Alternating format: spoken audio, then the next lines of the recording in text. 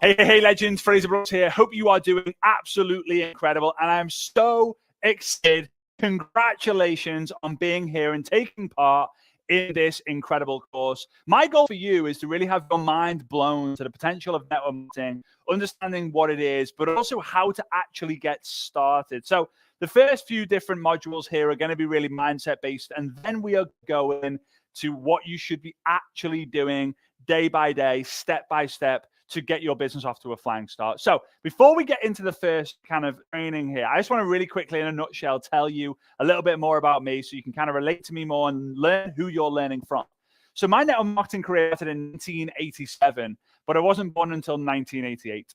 So whenever I say that, people kind of like, well, how does that work? So my mum and dad, they lived in a place called Southport in the northwest of the UK. They lived in a 5-bedroom house. It had a basement and everything, but it was one of those houses that needed massive amount of repairs. So my dad said, well, we can't afford to live here. We can't afford to pay the bills. We can't afford to renovate the house. So let's rent the room out to strangers to get some more money in. So my mum and dad lived in room number 1. My mum was pregnant with me. Then they had strangers live in bedroom 2, 3, 4, 5, the living room, the dining room, and then 2 rooms in the basement. And then after a couple of weeks, the house was completely full with strangers. One day, my dad wakes up, cloudy-eyed, walks to the bathroom, opens the door, and someone is on the toilet from bedroom 2 going about their morning routine. My dad's like, whoa, whoa, whoa, whoa, whoa. The guy on the toilet's like, get out, get out. He actually ended up becoming my godfather, but that's for another story. So dad, he's frustrated, he's upset, he's walking down the stairs, and he has his enough is enough moment. You might have had that. You might have had it, and that's why you joined. You might have had it recently after joining. But everyone who's successful has that moment of, I've had enough of what I was doing. I need another life. I've had enough of having no money. I need to make more money. I've had enough of working under a boss. I need to be my own boss. So I want you to be aware of what yours enough is. He went downstairs, he went into the kitchen, and on the kitchen table was a newspaper opened up with a picture of an Aston Martin inside of it. And it said, MLM, MLM, MLM. I drive an Aston Martin. You can too. Call me now. Now, in 1987, we didn't really know what MLM stood for, right? There was no Google. You would not go to the library and try and find an encyclopedia to help you understand that and identify what MLM was. So he thought that MLM stood for Make Love Monthly. Now, MLM has changed since then. It went from multi-level marketing to relationship marketing, and now it's known as network marketing, okay? But back then, he thought it was Make Love Monthly. So he was like, Make Love Monthly, Make Love Monthly, Make Love Monthly. I've been asked Martin, you can too, call me now. So my dad was like, pick up the phone. The guy answered it. He said, hello, who's speaking, please? And my dad was like, yeah, I'm in Brooks here. He said, all right, cool. Why are you ringing? He said, I've seen your newspaper advertisement about making money on like Make Love Monthly and driving an Aston Martin. I want information.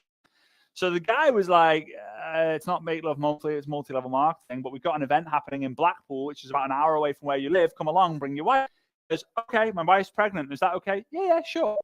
I was in the room, in the womb, at my mum and dad's first ever network marketing presentation.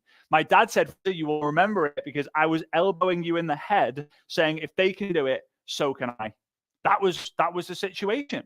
And since that moment, my dad became full-time network marketers, made millions and millions and millions. I believe they're up to about $15 million in commissions. Their life has completely changed, and mine has as a result. I was 18 years old. Although I'd been around the industry my entire life, seen the fortune, the fame, the freedom, I said no. And I said no because although externally everything was amazing, the fortune, the freedom, the fame, the cars, the houses, the holidays, the school education, all of that was amazing. Internally, I was struggling. Internally, I had the fear of failure. I had the fear of rejection, and I had the fear of public speaking. The idea of speaking in front of a camera made me feel sick. The idea of speaking in front of 3 people, let alone 1,000 people, made me want to vomit everywhere, right? But I realized 4 years after saying no, 4 years allowing my inner beliefs to stop me from what I am seeing and surrounded by, after 4 years, I said enough is enough. And I had the fear of missing out. Enough. I had my enough is enough moment. And I said, you know what, Dad? I'm going to do this business, but I'm going to build it on social media. This was in 2009, going into 2010. And my dad didn't believe I could do it on social media. He's like, it's a belly-to-belly business, a face-to-face business. And back then it was. Until about 2014, 2013 and 14, it started to become accepted to build on social media. But in 2009, going into 2010, it wasn't. So I decided I was going to do it on social media. And what happened next has been responsible for a huge movement all over Europe, all over the world, using social media. It's why I've now written 3 best-selling books. I Dare You. You can see it in the background as well. I Dare You, I Double Dare You, and Loser to Legend are my 3 best-selling books on how to build your business using social media. But because you're in this course, I'm going to give you the basics that you started. So all is going to be good. But yeah, since joining, I built an organization of over 300,000 customers all over the world. I traveled all over the world. And now since 2017, I became 100% generic, meaning I do not get paid by one particular company to build a network business. I'm contracted. I speak on stages. I consult. I help with different things in their processes. I work with many different leaders all over the world. I've been paid to speak in over 33 different countries. It might be even more than that now. I need to double check. But I am here to serve you. My goal is to raise the professionalism. My mission is to raise the professionalism and network marketing done online to unite the industry and make it sexy. I really want that. And it all starts with getting you into momentum. Because if I can help you get into momentum, your team will be in momentum, the company was in momentum, and the industry is in momentum, which makes it a sexy thing to do.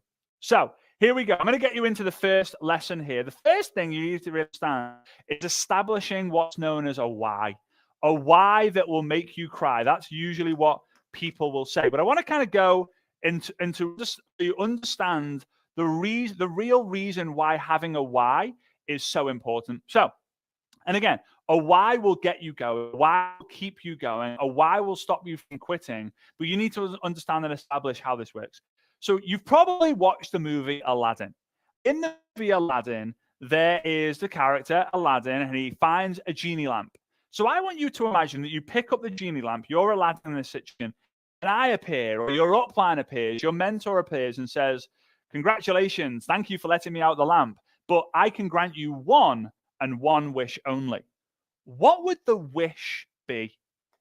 What would the wish be? I want you to think about that. Maybe write it down, right? This is, by the way, this is a scientifically proven process that I'm going to share with you and I'm taking you through. So, was it wish for more money, more freedom, more time, more friendship, more adventure, better relationships? Like, what is it that you want? And usually people's wish are tied to what's called an improvement offer. And it usually adds, the word ends with ER. So I want to get better. I want to get faster. I want to get richer. I want to get healthier. I want to get wealthier. Like it usually does. But what is your wish? Now, when you've established that wish, I'm going to ask you, as the genie, as the mentor, I'm going to ask you why. So you're going to say, I want more time. I'm going to say, why? Why do you want more time? You say, oh, I want time to be able to do what I want. Okay. And then guess what I'm going to do? I'm going to ask you, why? Do you want to be able to do what you want? Oh, so like I could travel the world and see I really want to see all the wonders of the world. Okay, great. And why do you want to go see all the wonders of the world? Well, when my granddad passed away, before he did that, he said to me, Fraser, you know what my biggest regret is? Not seeing the world and all the wonders within it. And I think it would be really cool to be able to do that. Okay. And why is that important to you? Now, right now, you're probably thinking like, wow, but depth is key because depth will keep you in. And our goal as the mentors in this game is to help you stay in the game as you can, because the longer you stay, the more likely you are to have that breakthrough. And as soon as you have that breakthrough, life is never the same ever again. So now you say, well, because one day when I'm in my deathbed, I'm going to tell my kids that, hey, you need to go see this place, this place, this place, this place. I promise you this. Go and speak to anyone in the world. The people who travel to the craziest places always have the best stories. And the best stories always create the best conversation. Okay? The goal is to go why 7 times. I don't even know if I can write it on here. There we go. I think that's 7, right? We've got 7 times. Okay? And it's funny because actually the deeper you go, the bigger the why actually becomes. I've just inverted there. Okay, so we got the why, the wish, right? Now, after you've established the wish, you need to go deep on that. So if and when, right, when you reach the why that you actually want, when you've established this, when you've accomplished the goal, when you've traveled and seen all the wonders, how will that make you feel? So you need to attach an emotion to this, right? Emotions move, right? Energy, emotion. This is when you get emotional watching. If you're at a wedding, you might get emotional. When you're watching a movie, you might get emotional. When something happens in life, you might get emotional. So what is the outcome to the wish? So like when you probably say like, I'd feel incredible. I'd feel the best I've ever done. It'd be the best day of my life. Very, very simple. Establish an outcome. The third one is then to write a list of the obstacles. Why haven't you already got that? So if your wish is to be able to travel the world, live life on your terms, so that you can go visit all the wonders of the world, and you feel amazing to do that, then why haven't you done it? Maybe you haven't had the right vehicle. Maybe you haven't had the right mentor. Maybe you haven't truly committed yourself to something. But it's important to understand that this is your vehicle now. And if you don't have this, what's the alternative? That's going to keep you in the game. Now, as a mentor, guess what? As a mentor, I can say to you when you're about to quit, because I'm going to tell you, you are going to want to quit at some point. You are probably going to want to quit many times. But as the mentor, if I know what your wish is, I can say, hey, Mary, I know your name's not Mary, but we're using this in this example. And if it is Mary, then happy days, right? So, Mary, is this still important to you? Is traveling the world on your terms and going and see all the wonders of the world to make your grandparent proud of you, your grandfather proud of you, is that still important to you? Yes. Okay. Well, if you don't build this business, what's the alternative? If you have an alternative, they shouldn't quit. But a lot of people want to quit. You will probably want to quit because you're tired of feeling like the loser in the business, right? Because it is a business. Go and look at the stats. 97% of businesses do not make it past like 2 or 3 years. 99% of businesses don't make it past 10 years, right? The odds are against us. But what do we say? The top 1% live the best lives. So we've got to become one of the top percent. And how we do that is we outlast, we outperform. As long as we outperform people and we outlast before us, we will usually out-earn them. Okay, and then the last one is plan. What's your plan? So I know you have a wish to go travel the world on your terms to make your grandfather proud by seeing all the wonders of the world. And I know you're going to feel incredible. It'll be the best moment of your entire life when that happens. At the moment, you've never had a vehicle or a mentor like what you have right now to make it happen. But what's the plan? Are you open for me sharing with you a plan? Yes, I am. Now what you've done is you have now understood and appreciated that I am going to go all in on the person who has what I've got. Now, this means not listening to Uncle Derek or Auntie Paula, who have never got the success that you want. Now, if Uncle Derek is a successful businessman, made millions and millions and millions and millions of dollars, and can show you how you can live the life of your freedom instead of just sitting behind a desk, working all day, making his millions, then maybe you want to listen to him. But if not, remember, most people want what's safe and secure for you, not what's best. Usually what's best will actually be a risk to do, but will bring safety and security, not just to your family, but the generations to come. Big moments when you realize this. So I want you to go and do this exercise. We'll write down in this format. My wish is why, right? Go as deep as you can. How I will feel is this. My obstacles right now, why I haven't had this is boom, boom, boom, boom. My plan is to go all in with my community, all in with my mentor, all in with what the system is, all in, and I'm never going to allow quitting to be a thing or to come into reality. So very simple assignment. It's a scientifically proven process, right? I always call it whoop or poop, right? You can see it's either whoop or poop. You're either going to like celebrate whoop, whoop, because you've had that success, or things aren't going to go your way because you don't do it. Take the time to do it. I know it's going to be easy for you to want to just go and blitz through the rest of the content. Go and do it, and I'll see you on the next video. All right, big love. See you next time.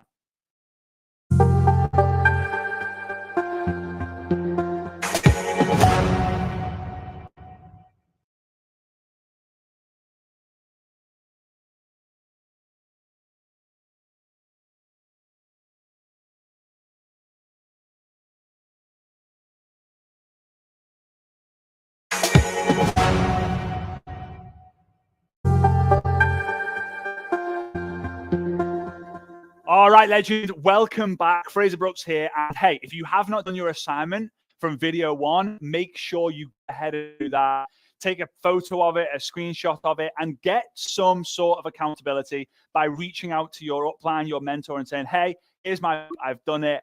Let's get going. Okay, so in today's lesson, lesson 2, I want to share with you something called the bridge of belief. Now, this is something I've been sharing all over the world years and years and years and years now. And it's really understanding the most important part of the process is building belief, is building a solid mindset. So I know right now you've probably got a lot of things going against you. Maybe your parents or your family or your friends are going to try and hold you back. So I want you to really understand in this game, it's a journey. It's a journey from where we start, which is known as loser land.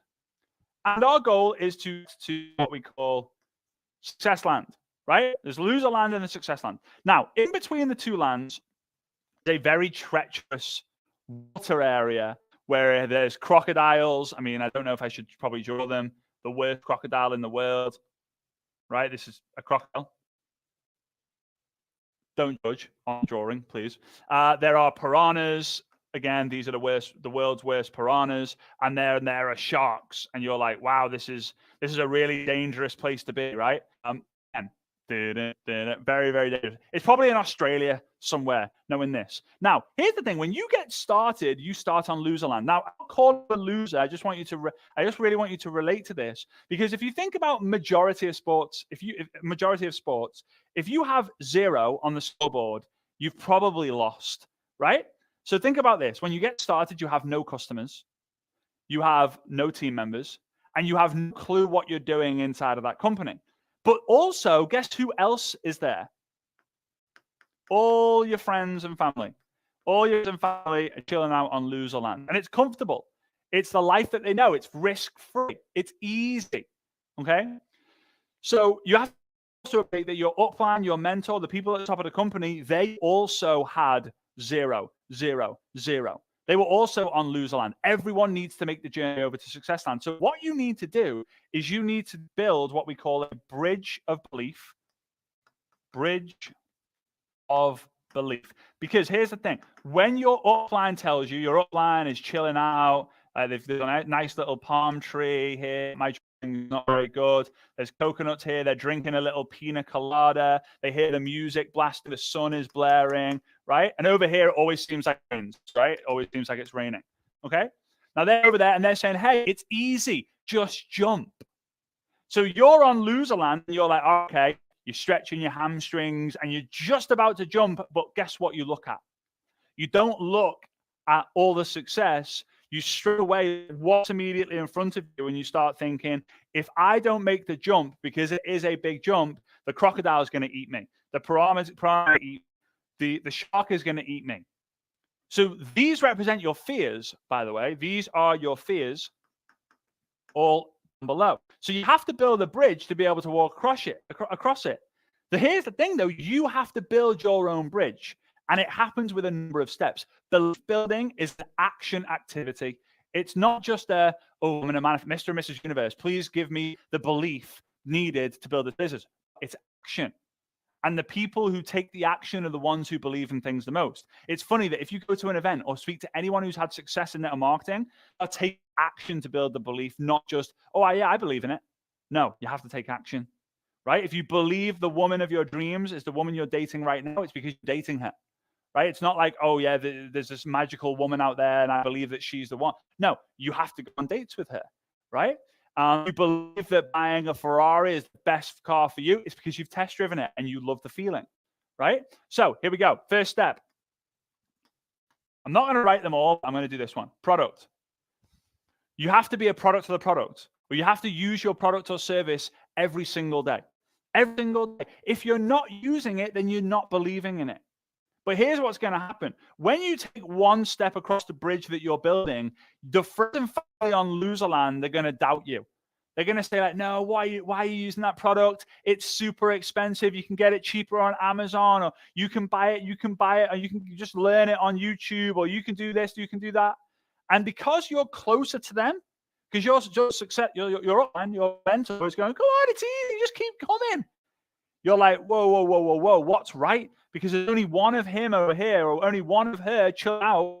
But all my friends and family, everyone I know, everyone I've grown up with is over here. So who should I listen to? So you maybe not, maybe don't it. You don't use the product all the time, but you have to use the product every single day because that is one of the fundamental things we can all do to build belief. It's also going to give you your product story. Okay. Now, let's go one. We got two. Point number two, right? We need to speak to our upline every day. Now, the uplines who are tuning in on this are like, no, I don't want to speak to my team every day. It's huge, right? You can do a message. Now, the message is not going to be, weather's rubbish today. It's going to be, hey, heading off to bed, spoke to 3 people today. One person said no. One person ghosted me. One person said, let's do this. I've got to follow up with them tomorrow.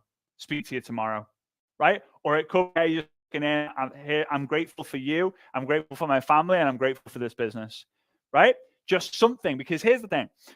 As an upline, people are quiet. You feel like they're giving up.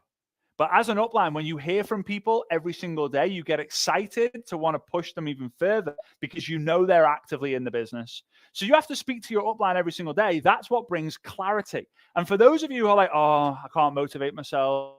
Motivation is an issue for me. Motivation this, motivation that. Motivation is not the issue. A lack of clarity is. I always say motivation is not the problem, but a lack of clarity is. When you are clear on where you're going and how to get there, you will do it every single flipping day. And guess what? You're now 2 steps across the bridge. People on Loserland see you getting further and further away from them. They will start saying, you've changed. Why are you listening to him? You've known him or her for 3 weeks. We've known you all your life. But they're going to the same pub on the same night, drinking the same drinks in the same order, spending more and more every single month because of inflation, blah, blah, blah. Meanwhile, your upline, she's having the time of her life. He's on holiday every week. So what life do you really want? Do you want the life that you're currently living? Or by now, I don't think you do because you're watching this video right now. Do you want the life of where your upline and mentor is? Okay. Number 3, attend a meeting. If it's online, it should be at least once a week. If it's offline, it needs to be every month, right? So online every week, offline every month. This is going to help you. If this builds belief, this builds clarity, this creates environment. It's not the quality of the seed that determines the soil. It's the quality of the soil that you put the seed in. Who are you surrounding yourself with? Again, your goal is to work so hard that your mentor becomes your peers. Right? The people who you look up to become your environment. Right now, friends, family are on your environment. But guess what? They're all in loserland. Doesn't mean they're losers. You might still love them. You can love a loser. But it's what's create the growth that you really want and change the life to the level that you really want. The job is not going to get you there. The business is going to create job replacement and help other people create job replacement. So you need to attend these meetings. You need to tell your story. You need to create relationships. You need to be like, hey, I'm the new person here. I'm excited to learn. What's your story? What's one you can give me? It's very simple what you need to do. But the majority of people will go to one. And guess what? Their friends and family will say on Loserland? Brain you. It's a cult. Then isn't Apple a cult? Because we've all got Apple phones or Android phones. Isn't that a cult? Probably. Right? Isn't the government some sort of cult? Religion, isn't that a cult? Like, it's all some sort of a cult in a way, but also brainwashing. If you have to wash your body to make your skin clean, then shouldn't you have to wash your brain to make it clean too? There's so much negativity up here. So we have to brainwash ourselves anyway. We've just got someone who's done what we want, has done it for us. Amazing. Happy days. Okay, number 4. Number 4 is get a new customer every single month. Now, you can up the ante on this and you could say you've got to get a new customer every single week, right? But getting a new customer every single month is going to give you the confidence. Because if you say, I believe in business so much, I believe in this product so much, and you're not speaking to enough people to get a new customer every month, then I'm telling you, you do not believe in what you're doing yet. So you need to start establishing, am I using the product every single day? Yes. Am I speaking to my upline every single day? Yes. Am I attending events every single week or month? No. Okay, well then you're never going to get the new customer every single month if you do it. And if you do, you might do it for 2 or 3, 4 months, but you're not going to do it long term. So you need to be a part of the product. You need to speak to your upline every day. You need to attend events, and then you need to get a customer every single month. Now you've reached the point of no return. You're in the middle of the bridge. This bridge is not to scale, but point number 4 is our middle point. Now the people on Loserland are saying, "Hey, stay here, much here. You know it. Don't change. Don't change." And then your upline on their own is going, "Yeah, come on, it's good over here."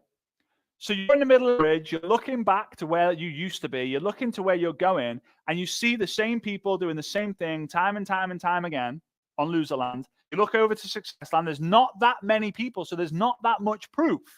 But the people who have got the proof and the evidence that it works are living the dream life, and you want that. So you cut the ties. I'm not saying you're going to cut your friends and family out, but you cut that decision out. You burn the boats and you go over to Successland. But it still requires more steps. So number 5, let's go team. You got to bring a new team member in every single month. Now, some of you, and by the way, that's going to create a feeling of like leverage, get in. Getting a customer gives you the confidence that, oh, I can sell. When you bring a team member in, you get that feeling of, oh, Mary could be the person who sets me free. When Bob hits the top rank in this company, I'm going to make millions of dollars, right? It's leverage. You get that feeling of this could be it. This could be an income stream for life because this person could be the next top income earner, right? So we got to get a new team member. And if you're not getting one new team member every single week, or every single month, then you are not doing the basics, which we'll talk about later. You're not doing the basics, or you don't believe in what you're doing. So you need to analyze. You need to go, am I using the product every day? Yes. Am I speaking to my upline every single day? Yes. Am I staying plugged into the system by attending events, being in the right environment? Yes. Am I getting a new customer every single month? Yes. Okay. I'm doing everything I'm doing. So it's just a matter of time. Number 6. Say big. Attend a big event. Attend a big event. Now, this is what's going to give you the vision. This is going to give you the vision. When you attend a big event, you become what I call giraffe, right? So here's the quote that I want you to know and remember. A turtle will never understand a giraffe's decision. Meaning a turtle can only see a few feet in front of them. Usually in real life, the weekend. Oh, just got to make it to Friday. Make it to Friday, and I'll make it to Friday, and everything will be fine. Whereas a giraffe, they go to an event, they see a bigger future. They go to another event, they see a bigger future. They go to a big event with 100, 500, 1,000 people, 10,000 people, and they can see for miles ahead. When the giraffe then goes to the turtle and say, "Hey, our future looks super bright," the turtle goes, "Yeah, Friday, mate. Yeah, I'll get to the pub Friday. I just got to focus on Friday." The giraffe can see so far that they're not looking in Fridays. They're not looking in weeks. They're looking in 10, 20, 30 years when they have all the things that they ever dreamed of. And you're only going to get this huge vision. You go to an event and you realize, oh, this, not only does this work, this is huge. And this is what I'm going to be doing. And I'm locking in for the rest of my life. All right. The last step, put HQ. The last step is attending a company incentive or visiting the headquarters or having a conversation or seeing the owner or the CEO speak, because it's going to make you realize that you are unstoppable. Because if you've gone on an incentive trip, then you are a part of the top percentile in the company. If you visit the HQ, you get to see that this is a legitimate business. When you hear the CEO or founder speak and you believe every single word that they say to be the truth, then you realize, you know what? I trust him or her to pay my income on time that's going to be able to support my family. So here's the thing. When you've then made it onto Successland, congratulations. But guess what you're probably going to do? You're going to find the pineapple. You're going to find a cocoa tree. You're going to get a pina colada. You're going to sip the pina colada if you like pina colada, right? And you're going to shout over to Loserland, "Come on, it's easy." And guess what? Your Loserland friends are going to go, "Wow, I can't believe I doubted Fraser." But like, some of them are going to go, "Oh, no, I missed the boat." Some of them are going to go, "Oh, wow, I can't believe I doubted Fraser. Let's give it a go," right? So then they start limbering up, they start stretching their hamstrings, they're just about to jump, and then their fears get in the way. And they will never outperform the fears that they have. The fears will always limit the success that you want. So you have to get up, throw away your pina colada, go back over to Loserland. You not like the feeling of being back in Loserland because life has changed now. You've developed. Life is different. And you're going to take someone from your contacts and you are going to help them product to product. Great. Speak to me every day. Great. Come to an event every single week online, every single month offline at least. Great. Get a new customer. Get a new team member. Amazing. Come to the next big event. Amazing. Come visit the headquarters or hear the owner speak or attend an incentive trip. Great. Now you have solid belief. Now you're going to want to party with them on Successland. Hey, there's 2 of us now. Let's get pina coladas. You go over there. Well, if you're not going, I'm not going. I do everything with you. Okay, let's both go back over to Loserland. The goal is how many people can you from Loserland to Successland, back to Loserland, back to Successland. But the key is remembering the loser that you wear on your head, you always keep there. Now, it does not represent loser anymore. It represents legend. And in reality, this isn't Successland.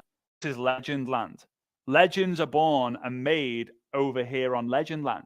But when you're moving back from Legendland over to Loserland, you have to realize I am going to tell the story of when I was here on Loserland. You want to call it Loserland. I'm going to share the story of when I was here on land and how I took the steps to make it over onto Legendland, because your loser story is always going to be more relatable. The people who you need help in this game are the people who you used to be. Remember that. The people who you help in this game are the people who you used to be. All right? So I hope you got value from that lesson. Again, make sure that you do the whoop. Make sure, I want you to write down and I want you to establish how many of these are you doing on a regular basis. And if you're not doing one or some of them, that's what you need to do. And if you haven't made it to 6 or 7 because you haven't been in the business long enough to actually get into that environment, which is fine because the best is yet to come. If a big event is coming, ask your community, when's the next big event? Buy your ticket, do whatever it can to be able to make sure you go, because it will change your life. If you do not treat this as a priority, because you say, oh, no, but it's my birthday weekend that weekend, and I usually go out celebrating with my friends, celebrate the weekend after. This is how big these big events, it will change your life, and you'll be able to go on yacht trips and travel around the world, fly on first class, business class, take time and sacrifice your life to the business for a few years. All right. So excited to see you on the next lesson. It's an important one. And I will, all right, goodbye.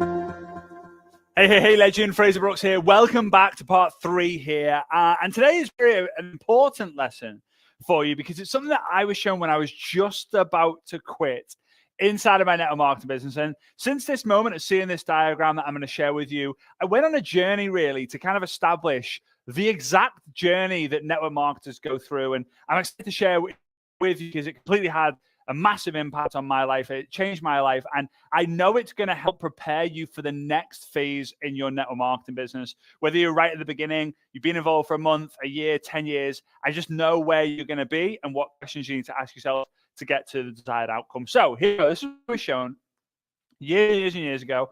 In my first year of actually being involved in the network marketing profession, I wanted to quit 6 days out of every 7 in the first year.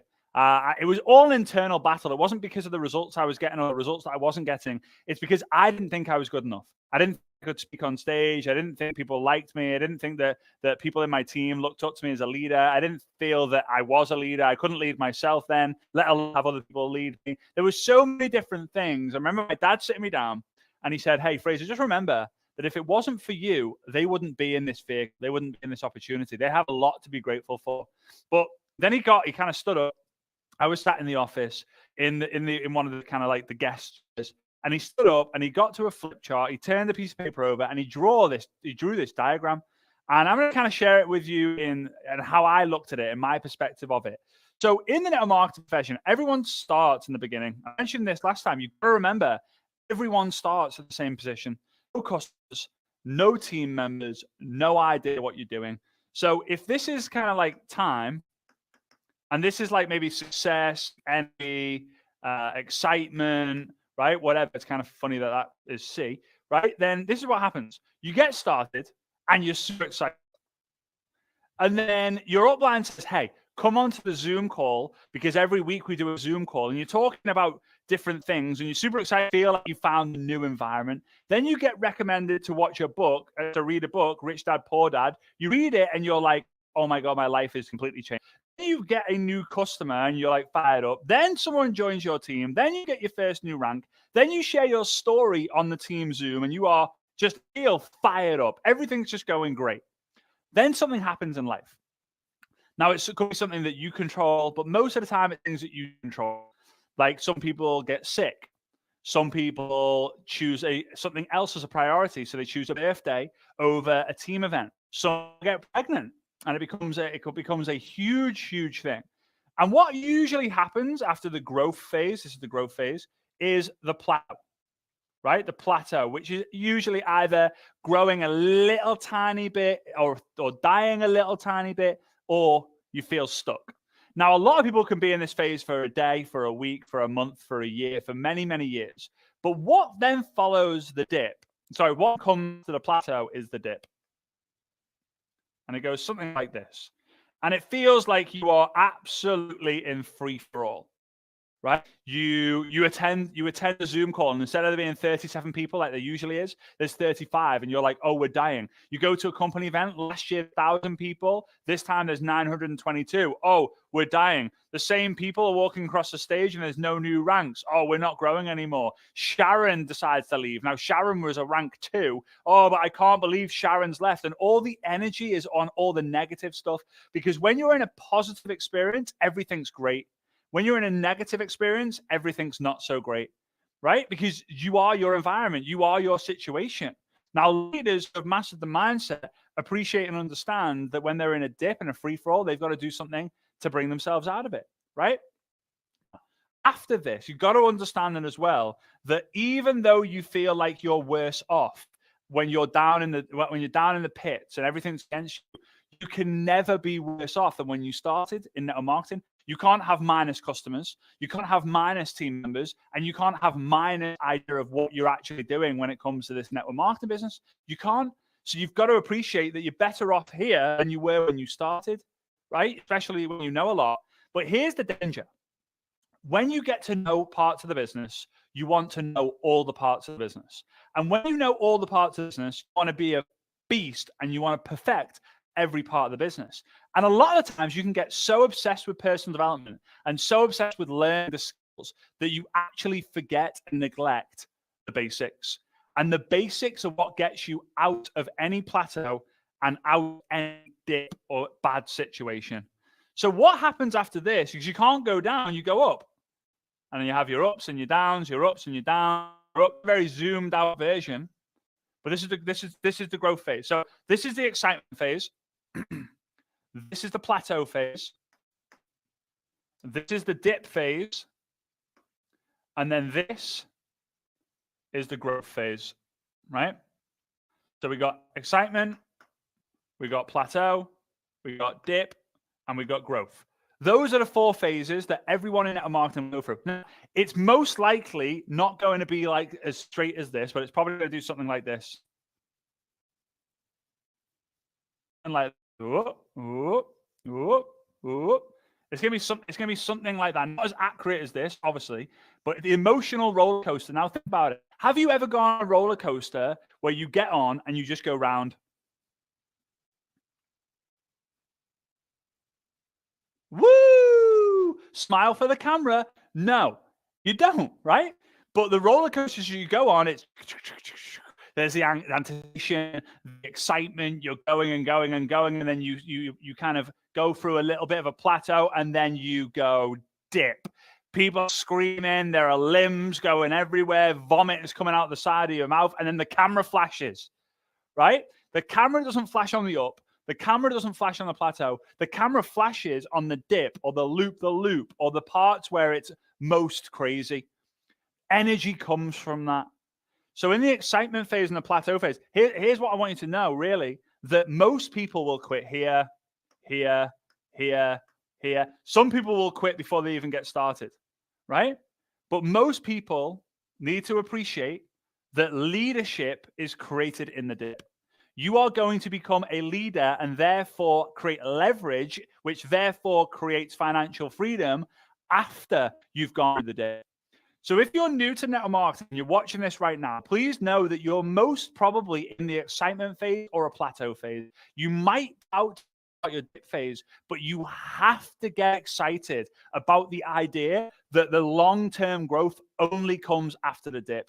Now, if you've been around network marketing, you will know these stories, and you might have a story similar to this, where you go, right, I quit, then I'm going to go and find something else. Now, you've got no customers, no team members, no idea what you're doing in that company. So you have the excitement phase, plateau, dip, it's happening again. You quit, you join something else. And guess what? Excitement, plateau, dip. Oh, I see it too early now. And you keep doing it and doing it and doing it. And you never end in the long-term big money, because all you keep doing is you make money in the excitement. Then you slow down after the excitement's gone, and then you go through a dip, and you never look to become the leader you need to be in order to lead an organization through growth. Why? Because you can't teach people to get out of the dip if you've never got out of it yourself.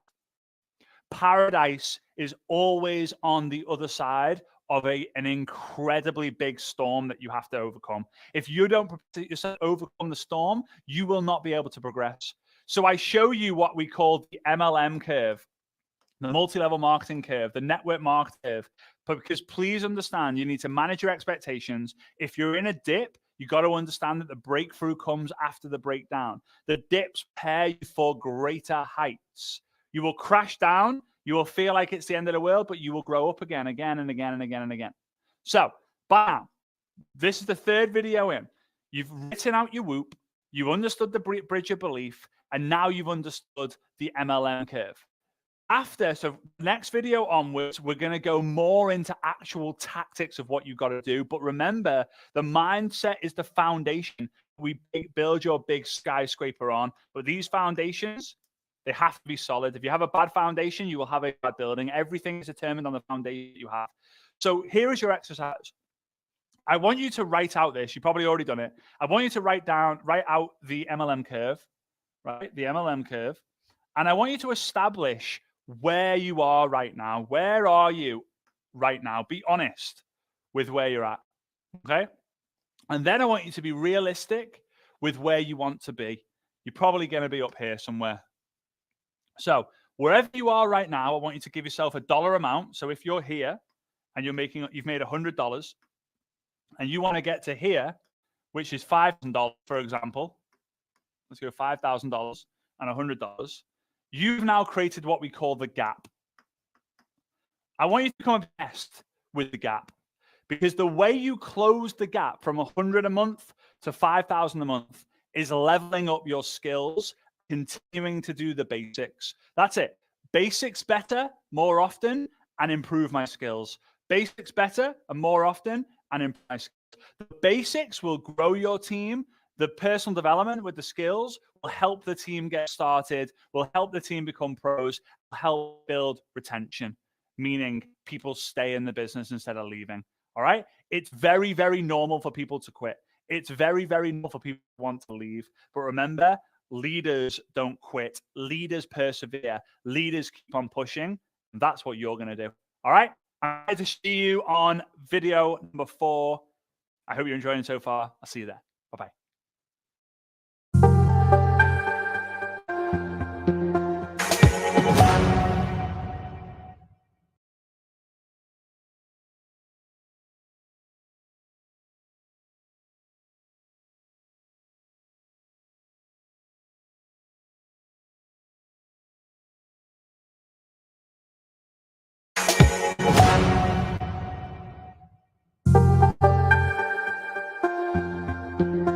Hey, legends, welcome back to video 4 here in this step-by-step basics training of the network marketing profession. So by now we've built that kind of basic level foundation when it comes to our mindset, with understanding the why with the whoop, understanding the bridge of belief, and then the MLM curve for expectations. Now, before I kind of go into the story, the basic DMO, the recruiting basic, launching and promoting, which I'm so excited about, I just want to let you know and warn you about what people will say when you start this network marketing journey. And I want to arm you with the best way to actually deal with it. So the first thing that you'll probably hear, and these aren't in order, these are just what you'll hear, because everyone varies, is you're probably going to hear something along the lines of, it's a pyramid thing, right? It's a pyramid scheme. It's a pyramid thing. Here is what you need to know. You're not playing a convincing game here. You're not looking for people to convince. You're looking for people who are open. I often say you can only close an open door. I mean, if someone is closed, don't try and close them on your network marketing thing. If someone is open, yeah, I'm curious, I'm open, then we'll win. I often say this, and write this down because it will help you out. The people who tend to have the most closed minds are usually the ones who have the most open mouths. Meaning, if someone is super close to an opportunity, they'll tell you about it and why and blah, blah, blah, blah. Why? Because they're projecting onto you all the reasons for them to not do it, so they don't have to look like an idiot, or they don't have to look bad, or they don't have to look small, just so people just do that. They want to make excuses known. Okay? So it's kind of interesting that happens. But here we go. So when you know you're not playing the convincing game, you've either seed someone. I say that leaders are seeders.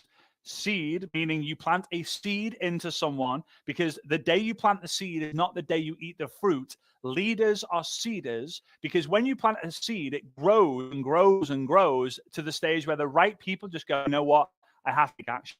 I'll explain more about what I mean there a little bit later on. So you're either going to seed emotionally to grow and nurture that relationship and the opportunity for them to potentially do it, or you're just going to go, you know what, I'm just going to have fun with this because I want to take the negative experience to a positive one. So number one, someone says a parent thing, agree with them. Or you would be like, oh, wow, that's amazing. You're this person to tell me that. What's the reason why you say that? What's the reason why you call it a pyramid thing? Most people will say something along the lines of it because it's only the people at the top make all the money. Only the people at the top make all the money of the pyramid thing. Okay. So do you have a job? Yes, I do. And in that job, do you have a boss? Yes. And does your boss have a boss? Yes. And does your boss's boss have a boss? Yes. And does your boss make more money than you? Yes. And does your boss's boss make more money than your boss? Yes. And does your boss's boss make more money than both your bosses? Yeah. So would you agree the person at the top of your company that you work for make more money than the people below? Yeah. So then would you not agree with that your company is a pyramid thing too? Oh, well, guys, in any company, the person at the top makes all the money. In any sport, the person at the top makes all the money, right? It's a hierarchy. It's a pyramid hierarchy. Apple works like this. Church works like this. The military works like this. But also you could say that this looks like a Christmas tree as well, right? The star is at the top, or the angel is at the top, and all the gifts are down below. As long as your company provides a benefit to the end user, meaning people who aren't involved in the hierarchy, then your business is a legitimate business. If there is no end user and you're selling air for the sake of just making money, then likely it is not a legitimate business. You have to have an end user, so much so that the benefit is so strong that even if you weren't paid to promote it, you still would, right? And again, look at the lights. There'll be a least amount of light here on the Christmas tree, more here, and the most amount of lights will be at the very, very bottom. It's just how it works. But the great thing is whenever you join, you are the star of your own show. Now, you will be a star in somebody else's organization. That's how the press works. But you can provide a gift to everyone who uses the product, and you can build your own Christmas tree, your own organization. Network marketing is amazing, but some people and they've never even done it. They've never even done network marketing. They don't like pineapple on their pizza because they're that type. They don't like Androids, although they've never owned one. Then they don't like network marketing. They've never even tried it. People, and remember what I said earlier in a different video. You can't explain a giraffe's decision to a turtle. A turtle will never understand a giraffe's decision, whichever way you want to say it. All right. So next one. This one, especially if you're maybe younger, right? Especially coming out of university. I got this one a lot. When are you going to get a real job? Right? And remember, your family and friends usually want what's safe and secure for you, not what's best. Safe and secure for them is a mortgage, right? You want to get a mortgage, so you're on the property ladder and you pay it off every day. Now, here's the crazy thing about mortgage. If you look up the root words of mortgage, it's mortgage. Mortgage stands for death pledge. And if you actually think about it, 30-year mortgage, I mean, it's not necessarily a death pledge, but it's not far off. So I'm not saying that mortgages are bad. I think they're absolutely not bad, but they're not best for you. Wouldn't it be better to make a ridiculous amount of money from your network marketing business so that you can buy a house for cash, never mortgage, so you're completely debt free? Imagine that. So many people have the goal as well, especially younger. I want to pay off my mum and dad's mortgage. I want to pay off my parents' mortgage. Well, imagine if you didn't have one, so that your future generation don't have the goal. My number one goal in life is to pay off my mum and dad mortgage. Imagine they didn't have one. You didn't have one, so your future generation don't have to worry about that too. So when it says to come get a real job, they want what they believe is safe and secure. Go to university, get a degree, get a job with that degree, have that steady income coming in so you can get a mortgage, pay it off. One, you own it so you can retire happily. But realistically, that's not what's best. What's best for you is to put yourself in an environment where you make money based on your performance, level up your skills, level up the amount of activity you're doing with the basics so that you can actually get more money than you would. First of all, it would cost you less than going to university. I went to university, spent an absolute fortune. And you could end up having months where you benefit from the seasons like Black Friday, Christmas sales, the start of the year with everyone's got like new goals. You could benefit so much that you could end up saving a ridiculous amount of money as well. Okay. So everything, when are you going to get a real job? Another one you're going to get, no time. Yeah, the time. And it might frustrate you because you're like, that's why you need to do it. Right? But please don't say that, because again, that's you're trying to convince them and you're actually raising resistance. Raising resistance is getting people to go, whoa, whoa, whoa, whoa. Creating curiosity is getting to people to go, oh, okay, all right, okay. So there are two things here. The first one is in, out. Okay. So if you, it's technically in, out. So anyway, I'll explain this. So let's say that someone says, "Oh, I haven't got the time for that," right? So they lean out. Okay. Now, if they out, I haven't got the time for that, then you need to lean out too. Okay, yeah, no worries, that's fine, right? What that does is it creates this clear amount of separation that makes people go like, "Oh, okay, like he doesn't need me in this business. He's going to crack on without me." So it's not like, "Oh, okay, that's a shame." It's like, "Oh, okay, I've 15 other people to speak to today anyway. So, like, should we catch up in 3 months?" Right? It creates FOMO. I'm missing something here, right? The other way applies, right? So if someone leans in, like, "Oh, tell me more," then you would lean in. Okay, so, all right. So that's important to know. But the second thing I want to mention here with no time is, remember, you want to be a seeder, as I mentioned earlier. So one of the best ways to become a seeder is by asking a really good quality question. Now, a really good quality question in this example is if someone says, "Oh, Fraser, yeah, it all sounds good and stuff, but I have no time." How does that make you feel? That's all you got to say. Hey, you get what I'm saying, but how does that make you feel? Now, they might just say to you like, "Well, it is what it is. I'm used to it now." And they get home from work, they're thinking in their head, "Yeah, I've got to do something about this no time." When they're having dinner with their wife or their husband or in their family boyfriend, they're thinking, do you think it'd be beneficial if we had more time? Should we try something and generate an extra income? You have seeded them. You've put a seed with them, which grows and grows and grows. They now become obsessed with watching you on social media because they're like, "He seems to have all the time in the world. She seems to be always doing what he wants, and she seems to be playing golf on a Monday. He seems to be going out for dinner on a Tuesday night just because when you're showing off your lifestyle, You need to make sure that people are watching you, knowing that I should give it a go. I should give it a go instead of, oh, like maybe I'll do that and maybe I won't. Right? So let's go to the another one. And usually this is the biggest one you're going to get. This is probably the second biggest one. And this is the first, this is the second, and this is most likely the third. This one happens from time to time, but it's not like a huge one. But it definitely is if you're younger, right? And you've got family who are like, when are you just going to get a real job? Like, why don't you get a safe and secure job? No money. Yeah, that sounds good, but I haven't got any money. Mary, how does that make you feel? 6 words. Mary, obviously not the name. How does that make you feel? No one's going to go, oh, I love no money. Like, money is the root of all evil. Well, if the money was the root of all evil, wouldn't the devil give you a load? It didn't. So then it can't be. So there is definitely more stress and more heartache and more problems with a lack of money, abundance of it. Would you agree? Yes. So anyway, I don't have the money for that. How does that make you feel? Not great. Okay.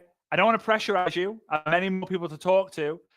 If you want to have a further conversation, you feel like you want to change your mind, or you would like me to reach out to you in 3 months, then let me know. I'm going to jump onto a call, right? Get out of there, right? You need to prove that, like, but like, please, what happens if I help you? There's no point in playing the convincing game. Don't have to convince people that it's not a pyramid thing, because it is. It's a pyramid hierarchy, right? It's pyramid scheme and pyramid hierarchy are completely different things. Pyramid scheme have zero benefit to the end user. Pyramid hierarchy is a business model or a life model, right? Your family tree. Go and think about that one. You have a mum and dad. Your mum and dad have a mum and dad. Your mum and dad have a mum and dad. Your mum and dad have a mum and dad. It's just life. Go get a real job. I get it. You want me to have you want what's safe and secure for me, but I want what's best for me. No time. How does that make you feel? Not great. No money. How does that make you feel? Not great. Step away. Go on to someone else. Move on to someone else. If you haven't got enough people to feel like you're going on to someone else, step up. Do more of the basics. Do the basics better and more often. Okay. I have to tell you about this because you are going to get a lot of stuff like this as you grow. But the more of this you get, tells me the more people you're speaking to. So congratulations on getting all these responses. And here's my assignment for you. Go and speak to enough people today or tomorrow, rest of the week for that. Okay, the next 3 days, go and speak to as many people as you can and try your best to get people to say, I've got no money. Don't change what you're saying. Just do your best to speak to as many people as you can so that you actually hear the responses and make note and track every objection that you actually have.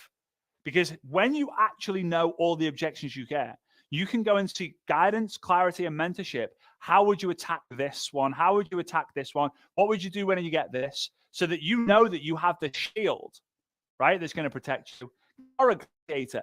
You are a gladiator fighting for your freedom. And a gladiator has a sword and a shield. The sword is you inviting people. It's like going and invite to someone. You inviting people. And the shield protects you when someone tries to come back. Because when you fight with someone, they fight back. When you send them an invite, they hit with a question. You need to know how you answer the question. I can't do it for you because there'll be questions maybe about the product, maybe about the opportunity. There'll be questions, oh, it's too expensive. The best response to that is compared to what? Because realistically, they're going to say, you know what, let's write it down here. It's too expensive. Okay, compared to what? And they'll probably say, like, I can learn it on YouTube. I can buy it on Amazon. I can buy a protein powder in the supermarket, whatever it might be. Then you just have to understand that your offer is not just the product or opportunity. Your offer is the product, accountability, on-demand support, mentorship, guidance, events, community, a system. When someone buys a product on Amazon, let me guess. When someone buys a product in the supermarket, let me guess, the cashier goes, thank you, have a nice day, bye, there's your receipt, right? But in network marketing is a customer service experience, meaning when you sell someone a product or when you get them to join your team, that's when the work starts. That's when you need to level up your customer experience to make them think, I'd only buy from this person if I wanted any products because I get such a good care. I feel like a VIP. Now, people love to go VIP and happy to pay the VIP ticket. if they know they're getting the VIP value. And that is what it all comes down to. Value. And I hope you get value from this course so far. I really, really do. I know a lot of you guys have messaged me on Instagram. A lot of you guys are screenshotting what you're seeing here. A lot of you guys are telling your team and your friends to join this course, because this is the basic fundamentals of how to grow your network marketing business. I'm super excited because the next 5 videos, we're going to go deep into actually what you need to be doing to start to really grow your business. All right. So I look forward to seeing you there. Take care.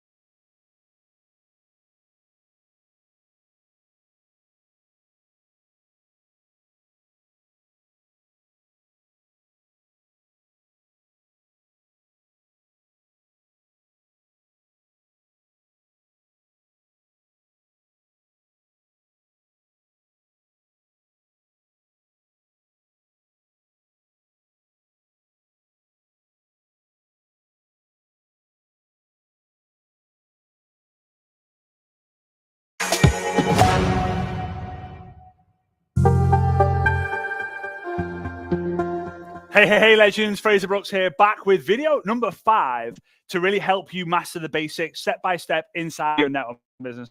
So now we've kind of gone through the mindset fundamentals. We've gone through like the common objections that you're going to get, preparing you what you're actually going to, because if it just kind of told you, hey, what you need to do, you're not going to have the mindset to actually go through it. You're not going to really know what to do when you get hit with the objections. So I hope that you've got value on that first half of this process. So let's get into your story, right? So storytelling is part of building a huge organization, not just in the network marketing space, but also building a brand. Social media is a storytelling platform, but also becoming a good network marketer is it's all about the quality of stories that you tell. They often say that facts tell, stories sell. So a lot of times, here's where we're going to start off. Your company story. Here's what I want you to know. When you've got the company story, you're most likely going to go, hey, let me tell you this amazing company I've partnered with. It was founded in 1964 by Dr. Stevenson, involving the gratings of the acai area. They have 62,000 square foot office based in Phoenix, Arizona. They have 382 employees. They won 16 awards. No one cares. No one cares about all of that information. People care about 3 things when it comes to joining a business. They care about, what do I need to do? Can I do it? Will it be worth it? I'm not going to write all the things. What do I need to do? Which is, by the way, the system. Can I do it? Which is testimonials, which are also known as stories. Will it be worth it? Comp plan basics. Guys, if you master this presentation, you will make a fortune inside of network marketing. So, hey, let me tell you about a company I've partnered with on social media. So all we do every single day is we find people who are then open by asking them a message, and then we get them to watch a video or a presentation. That's it. So if you can find people on social media, great, you can already qualify. If you can't find people on social media, we will show you how. Then all you've got to do is be able to copy this message, change their name and paste it. That's it. Now, copy and paste business is not what we're recommending, but it's part of the system, right? Just so you guys know. And the last part is get them to watch a video, leverage someone who can do a presentation. That's the system. Now, if you're thinking, but okay, right, okay, you need to also have a system for your product. So when it comes to the product, and we're going to come back to this one, when it comes to the product, your product story will most include the system, which is also known as a demonstration, testimonial, which is your story, and then the basics for them to get going. So let's keep going with the company. So again, I've partnered with this company. It's incredible. We help people make money on social media. So all we do is we find people, ask them a very simple question. We'll give you the scripts and get them to watch a video like the one you're watching, or get them to watch a presentation like the one you're tuning into. Now, let me tell you about Sarah. Like you, Sarah's a teacher, and she got super sick and tired of like working with the kids all the time, going into work when she felt sick, felt healthy, but a kid was sick, and then she got sick. She was super frustrated. She decided to partner with us 9 months ago, and already she's replaced her job income. Next week, she's actually going to be resigning as a teacher and doing this full time, right? So how is she able to make that happen? So we use our system every single day. And that allows us to speak to 5 people a day, 10 people a day, 20 people a day.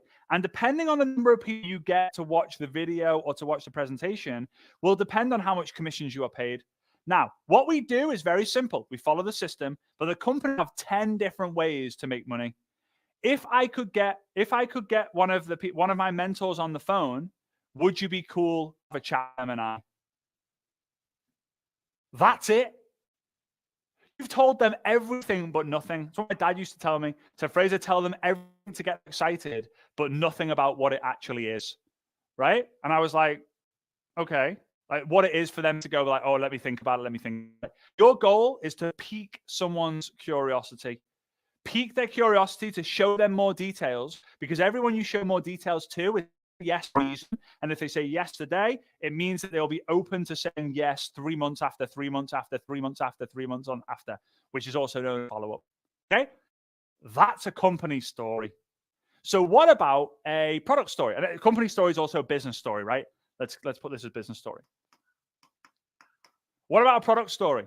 Mary, I've got to tell you about this incredible product I've been using. It is so simple to use. Right? And this is, by the way, this is if you're in front of someone or if you get into a situation when you need to share your story. So it's so simple to use. I wake up, I go to the kitchen, I put it in I put it in with water, I shake it and I drink it. That is all I've done twice a day for the last 3 months. And it's absolutely crazy because that's the system, I've already lost 3 kilograms, right? Now, will it work for you? I was super skeptical at first because I tried loads of other different things and none of them worked. What I found worked here was I didn't just buy the product and was expected to use it. I had someone who actually held me accountable and told me exactly what to do, when to do it, and how I can improve everything. So I've got the accountability and I've met a lot of friends along the way. If I was to share with you some more stories and more information, would you take the time to check it out? So every story is a pitch. Every story is a pitch that leads to a presentation. Every single one. And the key with all of this is to be what we call memorable. So I'll tell you this. I wouldn't say I followed Eric Worre closely, but I definitely read GoPro, and I really liked that book. And he came to UK October 2015. And I was in the audience taking part. I was right at the back of the room. I was kind of a bit skeptical. Not Eric. He was great, but I was just skeptical about being there and it's just becoming a cross recruiting situation. So I was tuning in. And every single session would get closer and closer to the front because I was getting more involved. And over the years, we actually became friends. And he invited me to speak at GoPro in 2018 at the MGM Grand. And I went over to GoPro. Flew to go over there, stayed in accommodation, and he texted me whilst I was on my journey, don't forget to be memorable. Now, fortunately for me, my dad was my mentor. He said one of the keys to telling stories is you tell stories so well that people don't forget them. That's the key. Think about your favorite movie. If I was to ask you your favorite movie and you said Top Gun Maverick, you said Shawshank Redemption, you said Remember the Titans, you would be able to tell me exactly what the story is about, even though technically it was a 2-3 hour story. You'd be able to tell me because you love the story so much. So I said, hey, don't worry, I've got that covered. So I went on the stage. I was super jet lagged. I spoke for 27 minutes. That was the time that was given to me. I spoke for 27 minutes. And at the end, I did something very, very memorable. Now, for those of you who were at GoPro 2018, you will know what it was because I shared my 1-to-1 rule, which I talked about with you guys. I talked about you guys before, right? So every single time you do 1 hour of personal development, you move your left foot forward. And every time you do 1 hour of activity, you move your right foot forward. Most people are just doing personal development, and they go round and round in circles and they get dizzy and frustrated and overwhelmed. So then you have to do something. You got to learn, do something, learn something, do something, learn something, do something. And then there'll become a time where you don't want to do the personal development because you think you know everything. So then you just do, and you go round and round in circles again. It's important to do the basics better more often and then increase your skills. That's the key. I did that. Still today, 5-6 years later, I have people coming up to me saying, Fraser, I have taught what you shared at GoPro 2018 through my team all over the world. There are so many people who know that training now and that story because it was memorable. And how you make it memorable is you tell this so much that you get so much feedback of when people laugh, when people stop, when people pause, when people go, wow, people lean in, when they lean out, when they fall asleep, when they cross their arms, when they're on the edge of their seat, that you know what to actually do and what not to do so that you have such a great story that your company asks you to do it every single time there's an event. Your team, your upline asks you to show how you're doing it with other people. But you need to know the key points and then you need to tell it. You need to tell it so hard, so well that you're going to get so much feedback. Go and watch. There's I don't know if it's a clip, but Joe Rogan interviewed Kevin Hart. And one of the clips that definitely came from it was that Kevin Hart said that before he goes and does the Netflix show, he will go and do like smaller shows. And before he does the smaller shows, he will go to the dive nightclubs, the dive comedy clubs all over the US where there's like 20, 30 people there. And he will practice his jokes on them. And it's so funny because when I was watching that clip, I thought I do the same thing. I come up with a load of different stories, acronyms, analogies. I train them on team calls, company little company calls, like little trainings that I do with my communities. And then I'll go in a bunch of them live. I'll do a bunch of keynotes live. And then when I do my own event, I've done it so many times and I know exactly when people laugh, don't laugh, that it just becomes this polished story. And the key with storytelling is you really need to have your story inventory. Your story inventory. Now, if I go on my phone and I go into notes section and I go and find my story inventory, you will see that I have a lot of stories written. There's hundreds of stories. Now, these stories are stories that I've heard. They're stories that have happened to me. There are analogies that I've heard, analogies that I've come up with, acronyms that I've heard, acronyms that I've come up with, experiences, things that happened before network marketing, things that happened during network marketing, things that are happening this week. So, and every single story, right? Every single story has a point. If the story happens and it doesn't have a point, then you don't tell it. Les Brown famously said, and again, I don't say it exactly as well as he said, but if the story, don't tell the story if it hasn't got a point. If the point has, every story has to have a point. If there's no point to the story, don't tell it, right? Meaning you're not going to say this. Last night I went out with my friends. It was amazing. We had a great time. No, it would be like last night I went out with my friends. I got so drunk that I woke up today with a banging headache and I decided not to build my business. So I decided from that point onwards, I'm never going to drink again because I cannot sacrifice that my business will go backwards because I miss one day. Why? Because the rule of 3 states that for every day you miss in your business, you go back 3. That's a legitimate rule, by the way. So now I went out with my friends last night and got super drunk to an entire training on how to be more consistent. Because if you miss one day, you go back 3 days. So you've got to do whatever you can to just do something every single day, right? The last story. So again, you got a business story. What do I have to do? Can I do it? Will it work? System, testimonials, basics, compliant. You got a product story, which what I've done using the product, which is a system, your story, someone else's story, and then will it be worth it? Will it work? Well, hey, let me introduce you to a friend of mine who also uses the product so they can share their story with you. Okay? That's it. Then you have a story inventory, which allows you to keep track of all the stories so that you can create keynotes and trainings out of the story. The last thing is vision. And this is broken down into 3 parts. I'm not going to write the 3 parts on the board. It all starts with your personal vision. So what's your personal vision? So you need to become so clear on what your vision is. You go and you're going to say, my name's Fraser and my vision is that I'm going to raise the professionalism and network marketing done online to unite the industry and make it sexy. So much so that I am going to be the most valuable asset in network marketing history. What that means is I'm going to create so much content that it's inevitable. If you learn social media, if you learn network marketing, my face and name is going to be seen, said, or mentioned, right? Now, let's say I was in network marketing. Let's say you're in network marketing. My mission is to help 1,000 families earn $1,000 each and every single month. That's your personal vision. Who would like one of those? Me. Great. Identify. Then I'm going to go up to them and I'm going to tell my personal story with the business. So, hey, I'd love to help you make $1,000. Here's all we got to do. So we follow the simple system. We find someone on social media. We ask them a simple question. We introduce them to a video. Now, that it worked so well. And let me just tell you about Sharon. In fact, Sharon's at the event. Bring Sharon over. If it's online, Sharon did this. Now, we pay 10 different ways, but what you do is super simple. Any guesses what it is? You follow the system, right? That's it. So I know I can't explain it all right now. We have a presentation tonight at 8 p.m. If I could get you access, would you commit to watching it? If I could get you access, would you commit to taking part? Would you commit to attending? Yes. Okay, great. Here's the link. I'll see you tonight. That's it.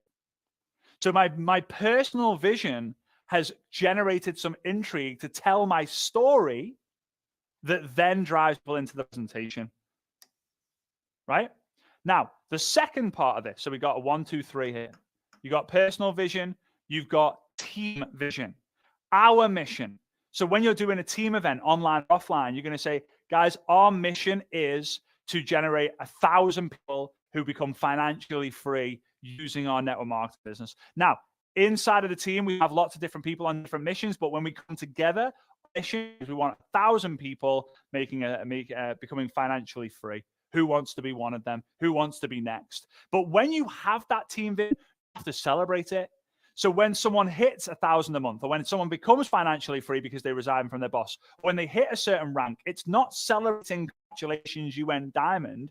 Congratulations, you went rank 5. It's congratulations, you are now in the inner circle. You are now in the diamond league. You are now in the financial free. You call it whatever you want, but you celebrate the vision of the team.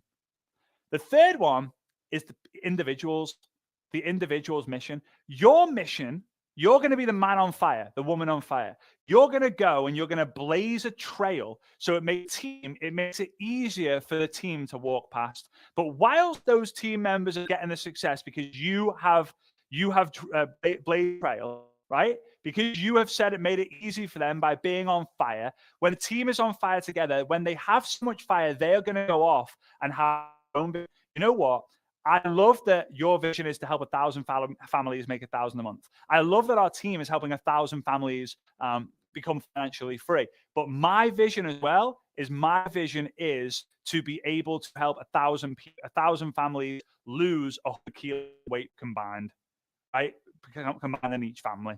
Right, that's my mission. So my business mission is going to be all about the team, but I've got my own personal mission, product, the weight loss, with the skincare, with financial education, with travel, with coffee, with insurance, whatever it might be. So guys, your story is so important. Assignment for you is to script out a business and product story. Include what do I have to do? Can I do it? Will it be worth it? Right, that's the business one. The product one is what do I have to do? Can I do it? Will it be worth it? Right? And usually that is then where the pitch comes in. Hey, that's where the next step. People aren't going to join after this. They'll get excited to then watch a presentation. The second assignment, so that's the first assignment. The second assignment is to set up and create your story inventory. Guys, so important.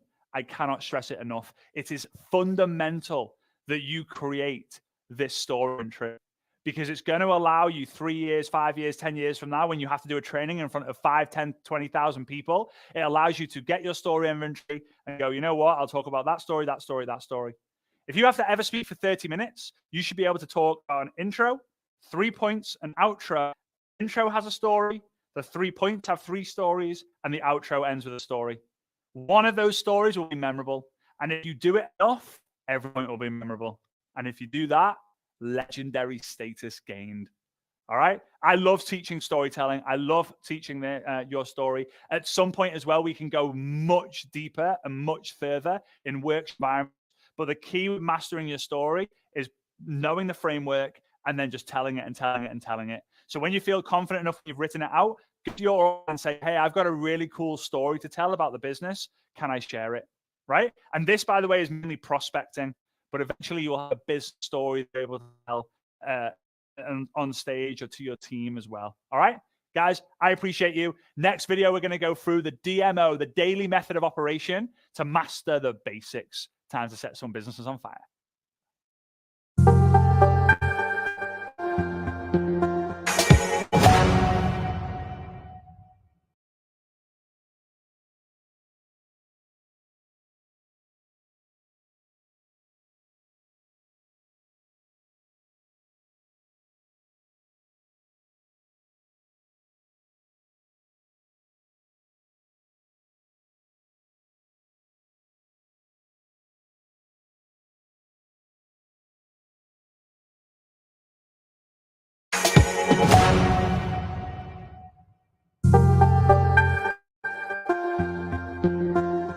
All right, so welcome back, legends. Hope you are doing good. I hope that you're actually taking action on what you've learned so far and what we've gone through. So today is going to be, I would say, probably the most important, one of the most important lessons of the entire process, because we're going to go through the journey that you're going to go on from like an action basis, right? So we did the journey of like bridge your belief from a mindset perspective, and what you need to do is action to get belief. But let's go through the kind of pipeline, right? Now, usually a pipeline is kind of explained, right? That you imagine here's a pipe coming out of a wall. You put the tap on, and water starts kind of coming out, and then the water comes out of the pipe. However, as the water kind of moves through the pipe, if you stop the water, it might dribble out at the bottom, but it's not going to come gushing out. So if you wait for a moment and then you put more water, what usually happens is water comes out, there's then nothing, and then there's more water. So we have to continuously, if we want continuous results, we need continuous activity. If we want continuous output, we need to put continuous input. So let's go through the journey from start to finish of what you need to kind of do in as basic form as I can. And now please know that this is almost all social media, right? This is almost all social media. And you can create your own daily method operation. A DMO is a daily method operation. However, I would also create what's known as a WMO, which is known as a weekly method of operation. A weekly method operation are things that you're going to do once a week, 2 times a week, 3 times a week. You're not going to do them every day, but maybe you might say that you're going to do follow-up Friday. You're going to do Money Monday and follow-up Friday, where those are the only 2 days of the week where you're going to follow up. You're going to follow up like a beast on those two days of the week. You can do whatever you want, but you might go, you know what? I've got so many people to follow up with. I need to do it every single day, right?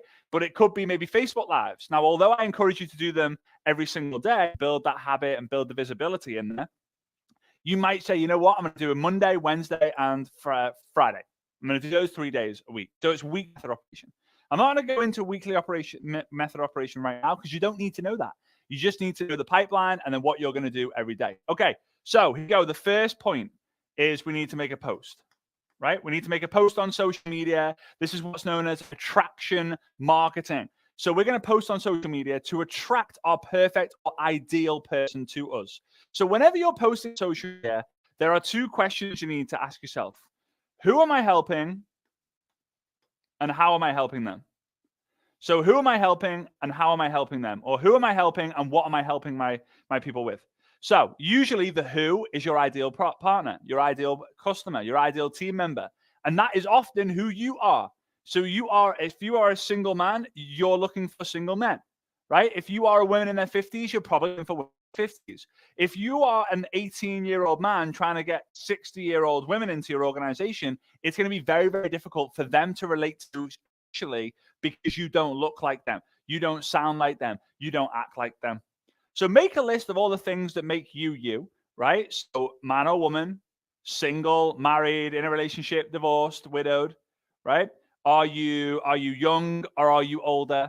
Are you excited or are you more subdued? Are you looking to grow or are you looking to not? Like all these things are going to master who you are. So now you need to create, and then obviously what you're going to help them with. So the who for me in network marketers, I help network marketers to build a business on social media. So the sentence is I help who to what? I help who to what? So I help network marketers to build a business using social media. What's yours?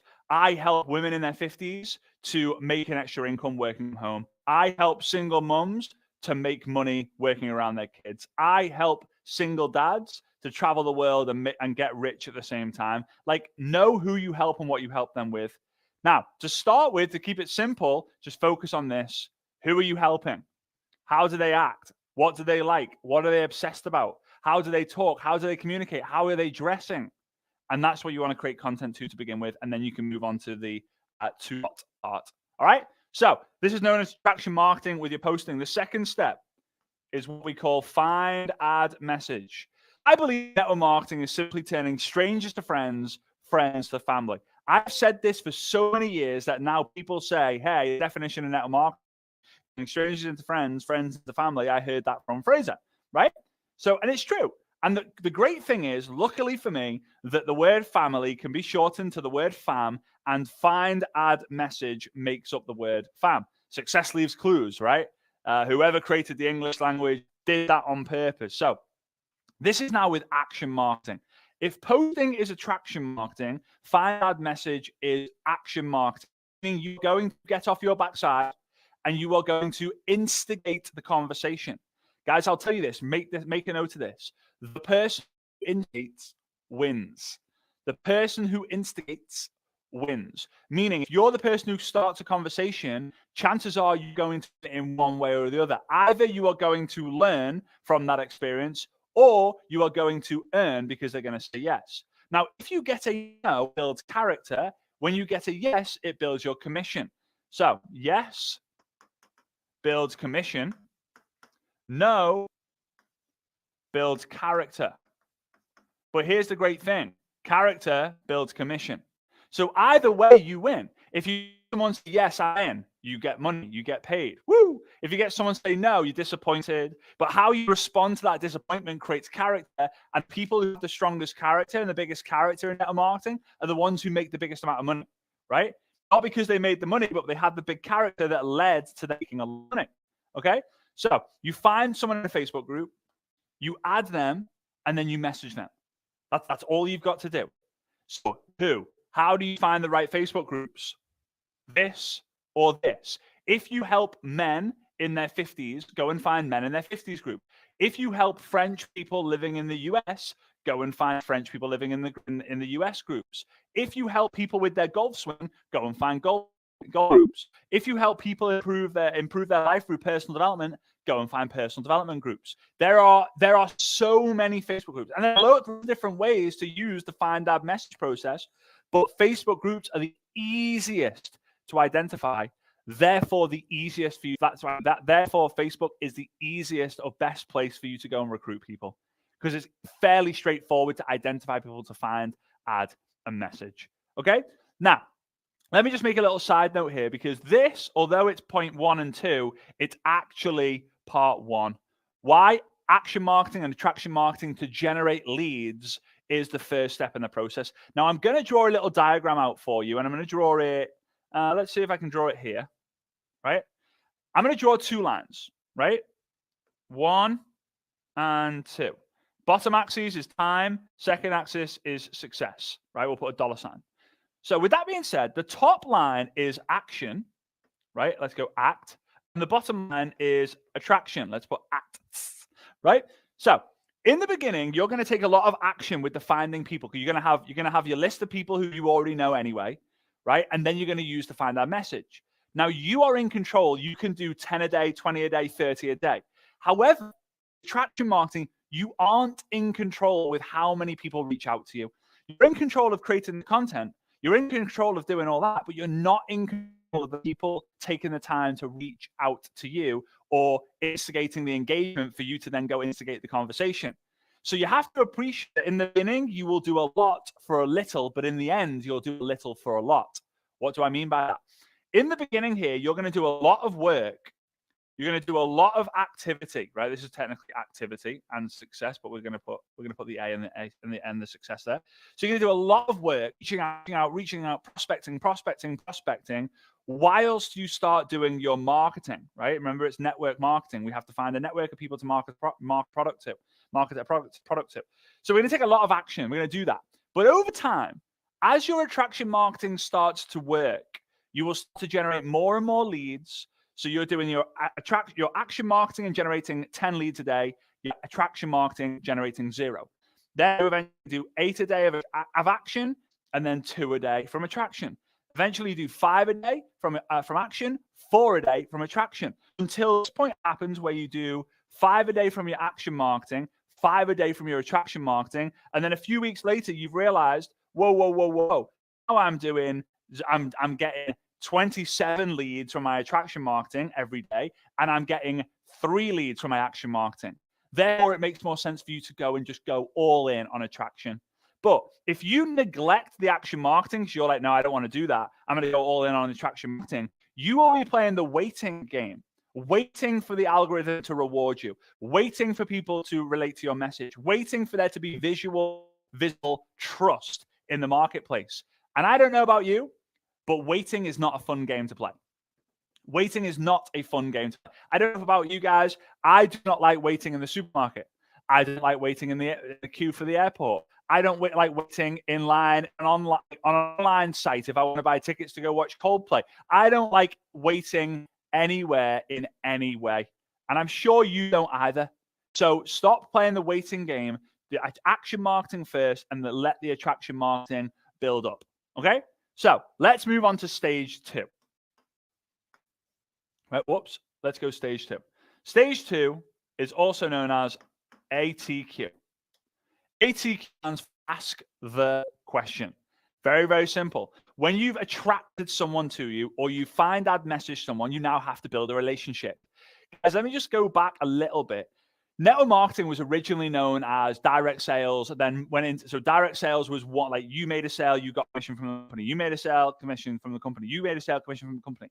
Then someone came up with the model of multi-level marketing, which was you get paid on multi-levels, meaning you sell someone, but they make a sale, and they make a sale, you get paid on the whole thing. Then it kind of morphed into a where it was called relationship marketing. It was when multi-level marketing was getting a bit of a bad name because people were doing it wrong and all that. So people start calling it, hey, we're in a relationship marketing business, which is building relationships with people to market a product. And now these days we call it network marketing. And people have forgotten the idea of relationship marketing. But with the introduction of AI, more technology, more people building online, we have to appreciate how powerful building relationships are. Okay? So whether you build a relationship in a day, in a few hours, in a week, in a few weeks, in a month, in a year, in 3 years, building relationships by asking good quality questions. After that, you can then ask the question. If you don't ask, you'll never know. If you don't ask, you don't receive. If you don't ask, you don't get. We've been brought up with these terminologies, these phrases, these principles, and it's so true. Now, here's the problem. Most people ask the question like a pitch. Hey, Mary, I've been meaning to ask you for years and years and years now. You would be perfect at my business. In fact, here's a link to the presentation. If you don't join, then that's on you for being silly, right? This just doesn't work anymore. Assuming that people want what you have is also known as sending people annoying messages, which also stands for sending people annoying messages. Spam. Don't be a spammer. Don't be a spammy pammy. Instead, you ask the question has to do one thing: see if they're open. I've mentioned this before in previous videos here. The only thing you can, when it comes to doors, you can't close a closed door. You can only close a door that is already open. The smart asses out there will go, yeah, but you just open a door if it's closed and then close it. You wouldn't do that. Oh, I'm just going to close that door. It's already closed. You just wouldn't do that.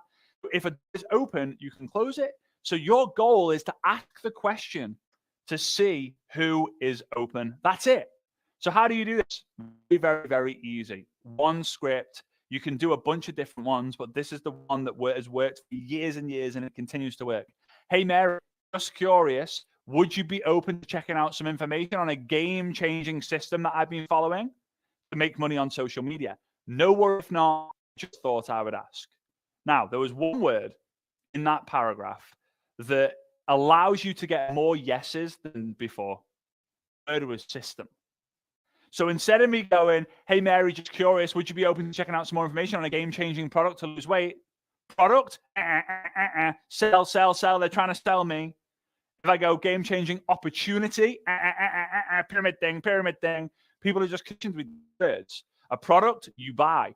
An opportunity, you join. A system, you research, you look into. You know it's leverage. Oh, McDonald's have a system, successful. Apple have a system, successful. Starbucks has a system, successful. Nike has a system, successful. Everything that has a system seems to work and is successful. So I would love to check out that system.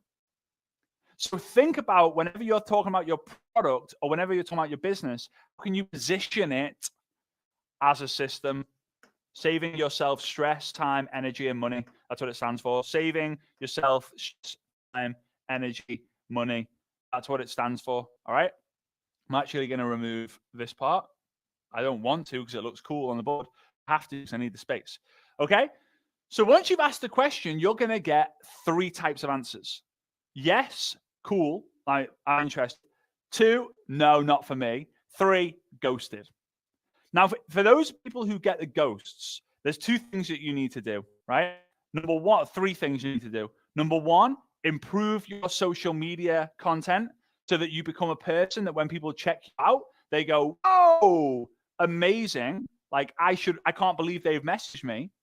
Number two, create more curiosity in the message and look to compliment the person. If you're just sending messages to people without building a relationship, of course they're not going to want to message you. The number of cold messages I get that I don't like, I've got zero relationship, and they try to build the relationship in the message and it just doesn't work, is incredible. Hey, Fraser, I listened to your last episode of podcast, episode 260.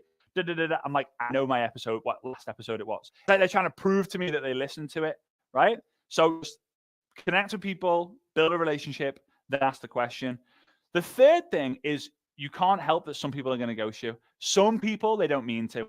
Some people don't receive the message. Some people watch them, see the message and then forget to reply to you. And then they think, oh, I'll reply to that later on tonight and completely forget. That happens to me all the time. Okay. So again, generate a lead, see if people are open. The third step is then qualify. Qualify. I'm just going to put here a Q. Qualify. Just because someone says yes doesn't mean they're actually open. They might be open to the idea, but they're not open technically to actually seeing all the information. In between here, there is a period known as the suspect to prospect. You've got to turn a suspect into a prospect. A suspect is curious. A prospect is serious. So to do that, you have to ask them a qualifying question. There are a few ways in this. I'll give you the two basic ones. So if someone says, yes, I'm open, instead of saying, great, here's the link, and you just becoming a link sending specialist, like you get a link, everyone gets a link. Instead, this is what you want to do. What is it about this makes you interested or open? Right? So just let's say I go, hey, Mary, just curious, would you be open to checking out some more information on a game-changing system to make more money on social media? Don't worry, not just thought I would ask. They say, yeah, sure, send the link. Hey, Mary, before I do that, just want to make sure you qualify. What is it that got you interested in the message I sent you? Like, what is the reason why you're open? Find out why. And then if you can go deep, like, oh, because I need to make more money. Why? Because I've lost my job. Why is that? Oh, because, I'm always thinking about other ways to make more money and it caught up with me. Okay, great. So they're actually always thinking about this. This could be the solution. All right? That's the first way. The second way is, Mary, the information I'm going to share with you is solid gold. Before I send it over, will you make sure that you watch it tonight so I can introduce you to a friend of mine tomorrow? Now, if they say, no, I can't watch it tonight, then don't send it. Say, okay, well, let me know when you can, and I'll send the information just before then. If they ghost you on that message, then you don't send it over. Then they were curious and not serious. Therefore, it's not the tool that's not doing the work. It's the prospect is not right. And if they say, yeah, sure, that's absolutely fine, great, you send it over, and then you make sure that you follow up with them. So the fourth stage is the tool. Don't be a fool, use a tool. What this simply means is if you have a video that you've recorded, your upline's recorded, the best presenter in the company is recorded, the company have, whatever it might be, just remember it has to answer what we talked about in the last step, in the last part of the process, right? Or the last video. It has to answer, what do I have to do? Can I do it? Will it be worth it? What do I have to do? Can I do it? Will it be worth it? Does not answer those three things, people will not join. Unless they're just gagging for it. They're like, oh my God, I need this. We don't know what it is. I'm in anyway. They're highly emotional buyers, but those people potentially won't do anything if they just join something they don't even know anything about. All right. After that, the tool. Fifth step, follow up. Follow up. As I said before, in the qualifier, hey, if I send it over tonight, will you watch it tonight so I can introduce you to a friend of mine tomorrow? Yeah, sure. Great. You send the link to them. And then the next day, whether it's the next morning, afternoon, or evening, you are going to do what we call a group messenger chat, right? A group messenger chat, GMC, group messenger chat. Now, in this Facebook messenger chat, Instagram messenger chat, WhatsApp, Telegram, whatever it might be, just so there's a place where it's you The prospect, either an upline, sideline, or downline. Now, an upline got you involved in the business. A sideline is a person who's like a friend who's not in your team, not in your upline, but is in the same company, just in a different team. And then a downline is someone who is actually in your organization. So the upline gets you involved. Sideline will often keep you involved because you'll have accountability with them because you can talk with them freely. A downline will set you free. When you build a downline, you have leverage. When you have leverage, you have freedom. Okay? So it's going to be you, your prospect, your upline, sideline, or downline, or a combination of 2, 3 of them. You're then going to just introduce. You're going to say, "Hey, Mary, your prospect, I want to introduce you to my friend who's actually in my organization, Bob. Bob is in a similar situation to you a few months ago, and now he's got an incredible story. Bob, I want to introduce my prospect, Mary. She would be perfect to join our team so we can help her getting money. Do you mind sharing your story of what happened to you over the last few months?" That's it. You're just introducing them both to each other. That's all you've got to do. Because if you have a relationship with your prospect and you have a relationship with your upline, sideline, downline, you have to create trust between these two people, right? Because they have no idea who they are. And how you do that is you edify. Edification is one of the key skills in network marketing. This edification is the art of making someone appear more significant with a higher status in front of someone who does not know who they are, right?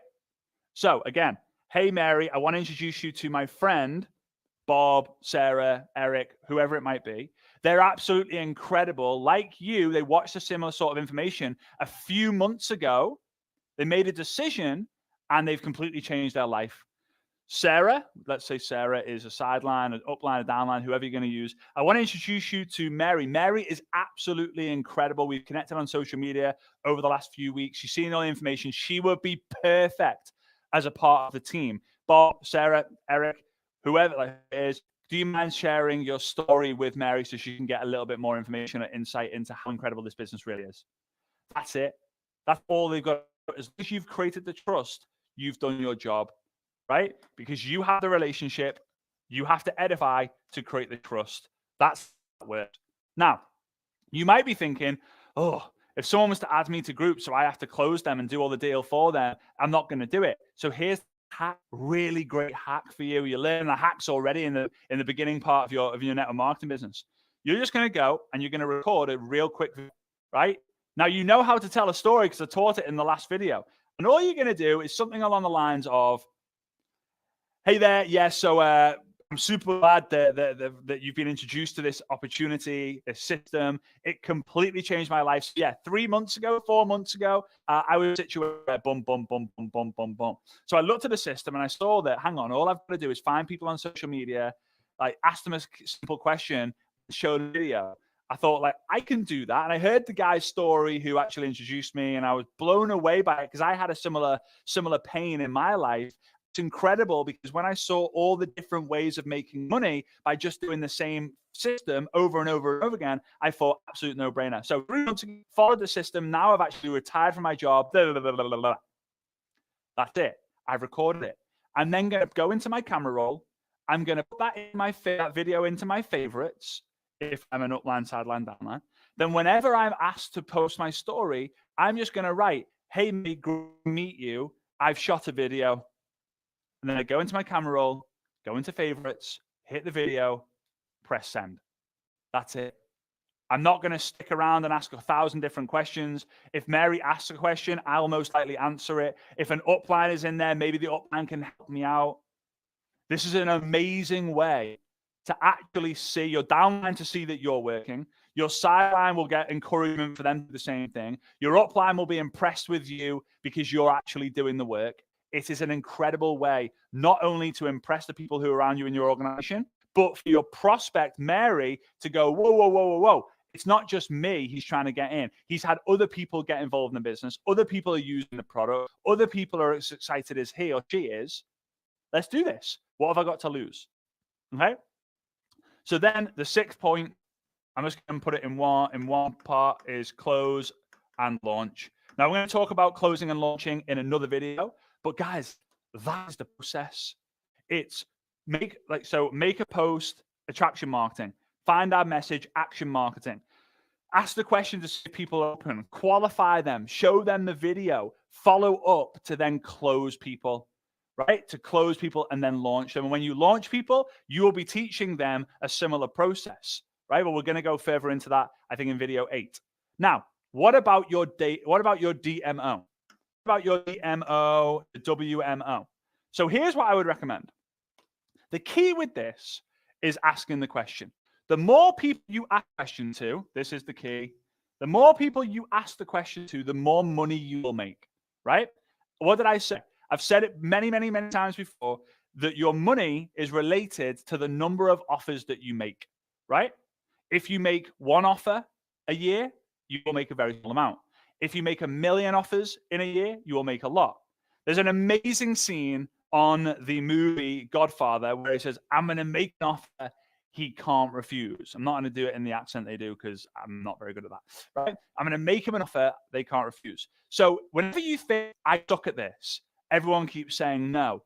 You don't suck, but the offer that you have might, right? Now, I'm not saying the company or the product's bad. How you package the offer might not look as good as it should do. It needs optimizing, right? And it's very simple to do that. If you have a product or you have an opportunity, how can you add things to it so that it's got highest perceived value? Mentorship, accountability, community, access to events. There's so many things that you can add to your offer. So if this is the key, we need to be this every single day. So your minimums, bare ass minimums that you're going to do every single day without fail is you are going to ask the question to one person. Whether you're flying, traveling, you're sick, your kid is sick, your whatever is sick, like whenever you don't feel like it, every day I'm asking to one person every single day. Now, when you go and do blitzes, so at the end of the month, when you're pushing hard for a promotion or for a rank or for a commission or for a bonus incentive, then you might do 10 a day. You might do 20 a day. But doing 20 a day is potentially not sustainable for you. Okay? So now, in order to do this one a day, you're going to have a list. So I would recommend posting once a day, find out messaging at least 2-3 people a day, asking the question once a day. The qualifying will come when people say yes, but you can control that, so that can't go in your MO. How many people you show a tool to every day also is not dependent on you. It depends on the number of people who are open. And then follow-up could be a weekly method operation, right? So daily method operation, post a day, find that message every day, ask the question every day. Weekly operation could be do a presentation, which is the tool, do the presentation, follow up on a Friday, right? And then do 3 Facebook Lives every single week. It's very, very simple. It depends on you. So the first assignment that you've got is establish what the bare ass minimum effort you are going to do, and then build out your daily method operation and weekly method operation. If you can't, if you're trying to think, like, what's the perfect one for me? Just use the one I just shared with you. 1 post a day, 1 find on all platforms. So the ones you're on, Instagram, Facebook, TikTok. 1 post a day. Again, you can do Monday, Saturday, Sunday, have a rest until you get into the flow of things. 1 post a day on all the platforms, at least 1 find that message a day, at least 1 ask the question a day, at least a follow-up every week, at least 1 presentation a week. And that is a great place to start from your minimums. From that, you can build up them. All right? So I hope you got value in this video. I know this is a lot more in depth. This is usually the key video now. After you've got the mindset, preparing what we're going to do, and then how to master your story, this is how you fill your pipeline. This is how you pour water in at the beginning. You keep pouring it in. So you get asked the question, you qualify people, they watch the tool, you follow up with them, and then you close and launch them, right? And you keep pouring water through. The more consistent you are, the more consistent your results will be. All right?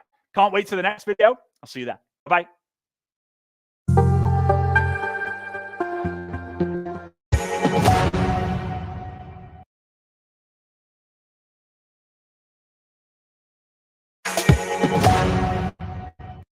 Day, at least 1 ask the question a day, at least a follow-up every week, at least 1 presentation a week. And that is a great place to start from your minimums. From that, you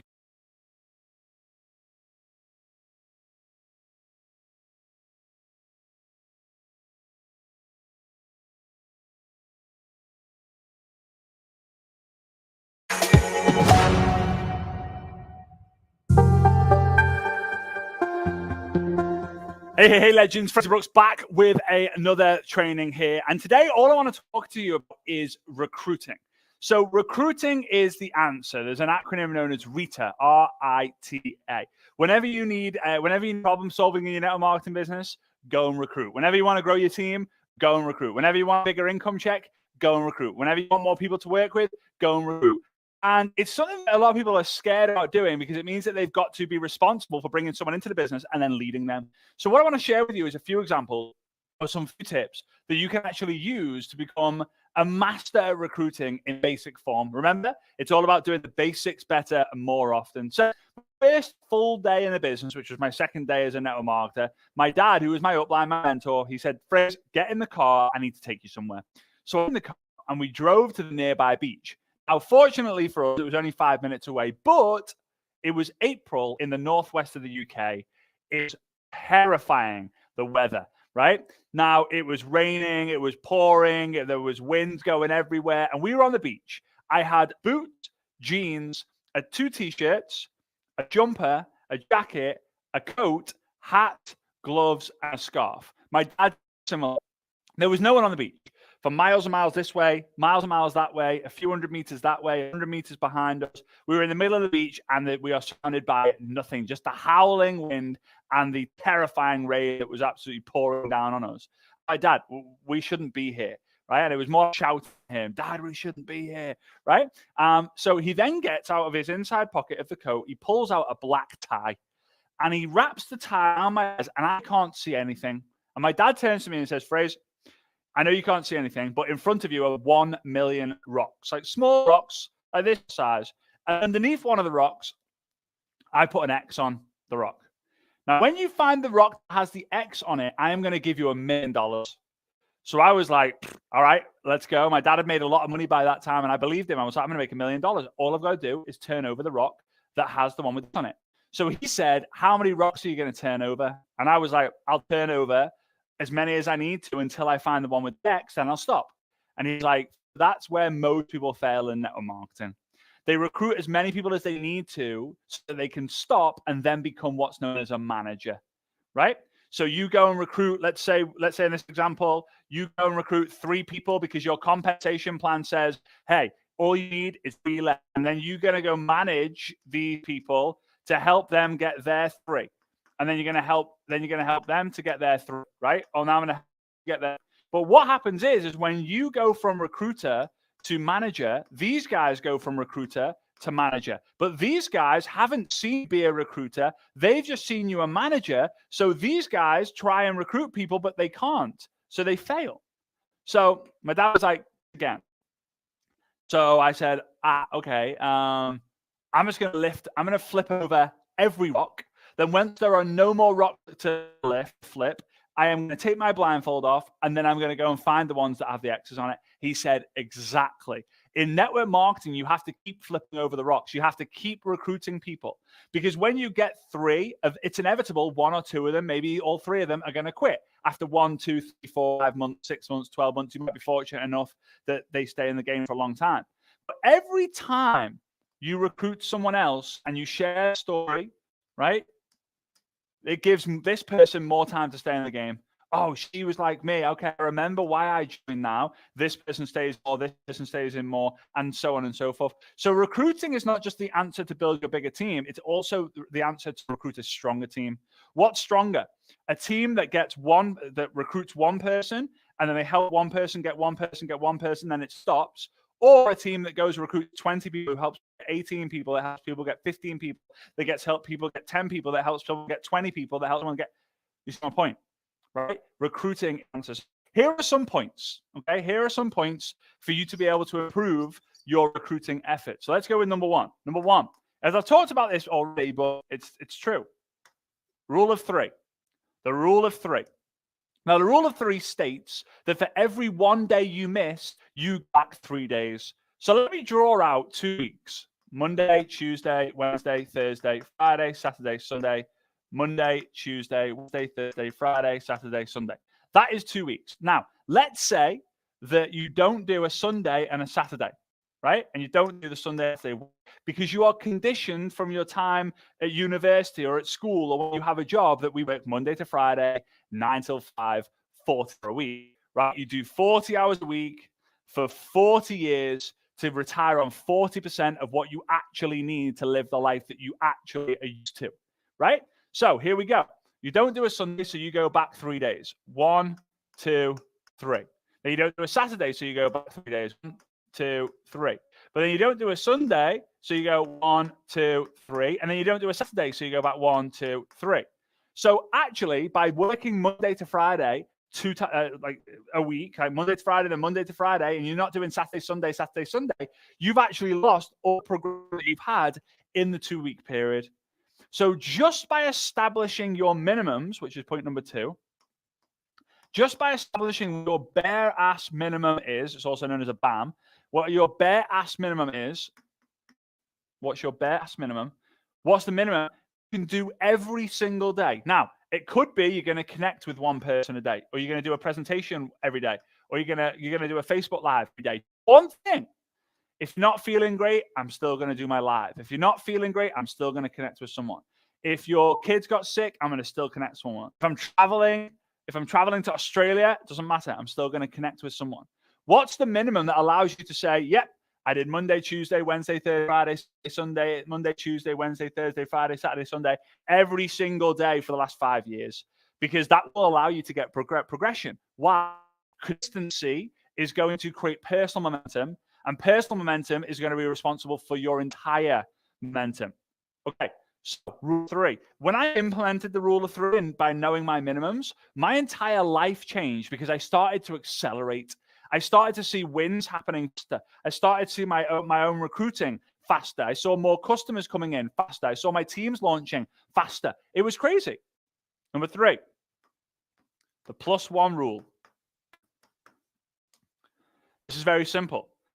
You're going to have a list of people that you want to see, right? You got a list of people, and all the names and numbers are on this list.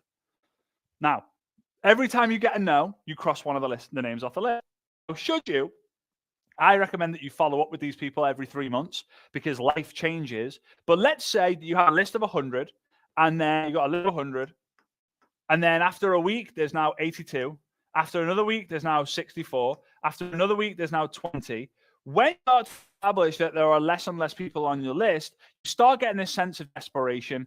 Oh no, what am I going to do when my list runs out? Oh no, I only have 20 to talk to. What am I going to do? So instead of you saying, hey, I've got an exciting opportunity, or hey, I've got an exciting opportunity, you start saying things like, hey, please join my team. Hey, I'll pay for you to join. Just don't tell my upline. Like, just to know what it feels like for you to be able to get a sale. That does not work. So here's what the +1 rule is. The +1 rule is the number of people from your list you invite to the business or the product, right? The number of people, +1 equals the number of people you need to add to your list. So if you invite 3 people today to have a look at your business or your product, 3 + 1 equals you need to add 4 people to your list. Now, what happens if you do nothing? Well, you invite no one to your business or your product, +1, you still need to add someone to your list. What this actually does is it allows you to continually grow your list. Now, let's say that that's what your bare ass minimum is combined with too. Let's just say that every single day, I am going to make sure that my list grows by at least 1. That is my bare ass minimum. So it means that if you cannot introduce people to the business or the product that day because you're not feeling great, your kid's not feeling great, you've got other priorities, it's your birthday or whatever it might be, then at least you're going to go, I connect to one person because that's going to help me with the +1 rule. That's going to help me grow my list. And that's going to help me keep in the momentum. So guys, a lot of recruiting is getting into momentum because the energy and the feeling that you get allows you to keep going. So that then takes me to point number 4, which is called the FAR cycle. You're getting a lot of training in a short space of time here, right? The FAR cycle. F is for feeling, A is for activity, R is for result. So when you feel good, you do good. When you do good, you get good. And when you get good at something, you feel really good, right? So let's say you wake up in the morning and you don't feel good. You wake up on a Monday morning, you're like, oh, it's Monday. I've got a full week. You don't feel good. So then you don't go for that morning walk, or you don't go for that early morning workout, or you don't have that cold shower, or you don't do anything with your business. And because you don't feel good, you don't do the activity. And if you don't do the activity for a few days, for a few hours, for a few minutes, you don't get the result. So then you get a bad result. And when you get a bad result at the end of the month, when your partner, your husband, your wife turns to you and says, hey, how's that network marketing thing going that you spent 40 hours a week this week doing, and you go, oh yeah, I didn't make anything this week. It doesn't feel good, does it? And when that happens, it's what's called a downward spiral. For those of you who have ever seen a tornado be formed, you'll see it in the clouds. The clouds start like kind of circling, and then all of a sudden it just kind of creates this cylinder, and it goes woo and hits the floor, and it tears up everything in its path. I didn't do a very good sound effect there. It's more aggressive than woo, right? Now let's think about it the other way. Let's say you wake up on a Monday morning. You're like, I feel flipping amazing. Right? You feel amazing. You go for that walk. You go for that cold shower. You blitz your business. You speak to 5 people in 15 minutes. And when you do that for long enough, whether it's for a few minutes, for a few hours, for a few days, for a few weeks, you get good results. And when you get that email come through saying, congratulations, Bob, you have a new team member. You have a new customer. You're like, yes. No one ever goes, oh, boo-hoo, I got a new customer. I got a new team member. It's always, come on. So you feel good to make you do good. So it's then an upward spiral. You feel good, you do good, you get good. It makes you feel good, it makes you feel good. You do good, you get good. So here's the key. A lot of people then go, okay, well then I've got to do the activity that gets me the result that makes me feel good. Wrong. You have to figure out what activity makes you feel good that allows you to do the activity to get the results that will make you feel good as well. One of the reasons why I believe I'm a super positive person is because I do the things that make me feel good first before I do the things that I don't like doing that I know that I have to do. For example, you say to yourself, you know what, I really like connecting with people, but I don't like inviting them to the business, and I really don't like going live. So what do? You wake up, go to your workspace, you grab your phone, and you connect with as many people as you need to for you to get that feeling of like, I'm on fire. Then you're going to take that energy and you're almost going to remove all of it into the things that you know you need to do that are going to bring the results.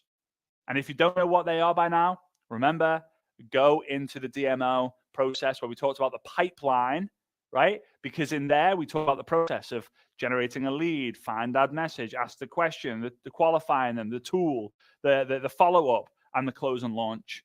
The basics. Keep them at the basics. All right. Now, number 5. Let's move on to number 5. I hope you guys are enjoying this so far. Number 5. Number 5 is most people. Most people won't see it like you. But here's the thing. Most people have the least things, and least people have most things. Isn't that incredible? Most people go on one holiday a year, but the least amount of people go on many, many holidays a year. You don't want to be a most people. Why? Most people have a job, right? And that's absolutely fine. Most people work their ass off for a lousy paycheck. Most people don't have enough money at the end of the month, right? Most people, they say that network marketing is a pyramid thing. Most people live for the weekend. Most people only dream of having that red Ferrari. Most people say that people who wear designer clothes are stupid and it's a waste of money. Why? Because they can't afford it, right? Don't be a most people. If your Uncle Sally, who if your Uncle Sally, your Uncle Sally, if your Auntie Sally has never, I can't really struggle with Auntie Sally. If your Auntie Sarah really struggles with the idea of you, like really struggles in her own business or doesn't have success in her own business, and she says you should go get a real job, or like what you're doing is a scam. I can't believe you're involved in that pyramid thing. Most people would just quit. You say, totally get it, Aunt Sally, Aunt Sarah. I really get it, but I'm not most people. And I'm happy about that because you should own that. So most people don't see it like you. I always say that a turtle will never understand a giraffe's decision. You've had your mind blown by being a part of this network marketing profession, by being a part of your company, by being a part of your community. So you can see for miles and miles and miles, whereas Bertil you're trying to talk to is just looking in front of them at the weekend thinking, oh, I can't wait to the weekend. I'm going to go to this pub and then that pub and then that pub. And I can't wait to have my cheesy chips with my pint. Most people won't see it like you. Most people aren't prepared to take part in their own rescue. Most people won't see it like you. And most people won't take part in their own rescue. You're going to give them the option to get out of debt. You're going to give them the option to lose. You're going to give them the option to travel more for less. You're going to give them the option to understand the financial markets. You're going to give them the option to make money online. But you know what they would rather say? People, it's okay. The government will save me. It's okay. When we get a new prime minister or a new president, there are going to be different legislation and everything's going to be fine. It's okay. My uncle launches his restaurant. He's going to hire me as a manager, and I'm going to ask him for a pay rise every 3 months, and everything's going to be okay. It's okay because when we win the lottery, because most people play the lottery, we'll be all right. Most people. Don't be most people. All right. Number 6. Recruiting. No. Recruiting is a process, so you need to know the process. A process is a repeatable system that everyone knows. Now, if you need to know the process, go to the pipeline video. That is a process. Generate a lead, create content or find that message, ask them the question, qualify them, tool, follow up, close and launch, right? That's all you have to do. That's what the process is. If you want to get really good at recruiting, it's number 1, mastering your mindset. Number 2, get absolutely clear on what it is you want. Number 3, do what makes you feel good. And number 4, know the process, know the basics, and just do them day in, day out, day in, day out, day in, day out. All recruiters are like master recruiters. Just do it every single day. They show up every day and they show you how to be successful. They show you how to escape the norm. They show you how to go from a most people to a least people. Because remember, most people have least things, least people have more things. Okay? Number 7. What do you sell? Now, it's always interesting whenever I ask this question to a new audience. And I ask them, hey, so what do you sell, guys? They'll go skincare, health and wellness, a dream, lifestyle, opportunity, freedom, personal growth, community. They'll either mention their product, they'll either mention their business, or they'll get the right answer by trying to do like the dream, the lifestyle, the opportunity. There's only one thing you sell in network marketing. And when you know this, you will recruit more of the thing that you actually believe that you're selling. And if I was to tell you that the reason why you think you're selling a certain thing, the reason why you don't sell the certain thing, you would be like, oh, it kind of makes sense when I tell you what I'm going to tell you. Because you're not selling remote control, you're not selling weight loss products, you're not selling phones, you're not selling dreams. There's only one thing you sell and one thing only. And that's certainty. It's the only thing you sell. The only thing that you sell is certainty. Example, we've got a red person and a blue person. These are not obviously people. These are big pens. Like, look at the size of those pens. I'm holding them. Like, they're massive. They are huge pens. All right. So person blue, not certain. They are uncertain. So this is how they prospect people in the messenger or live.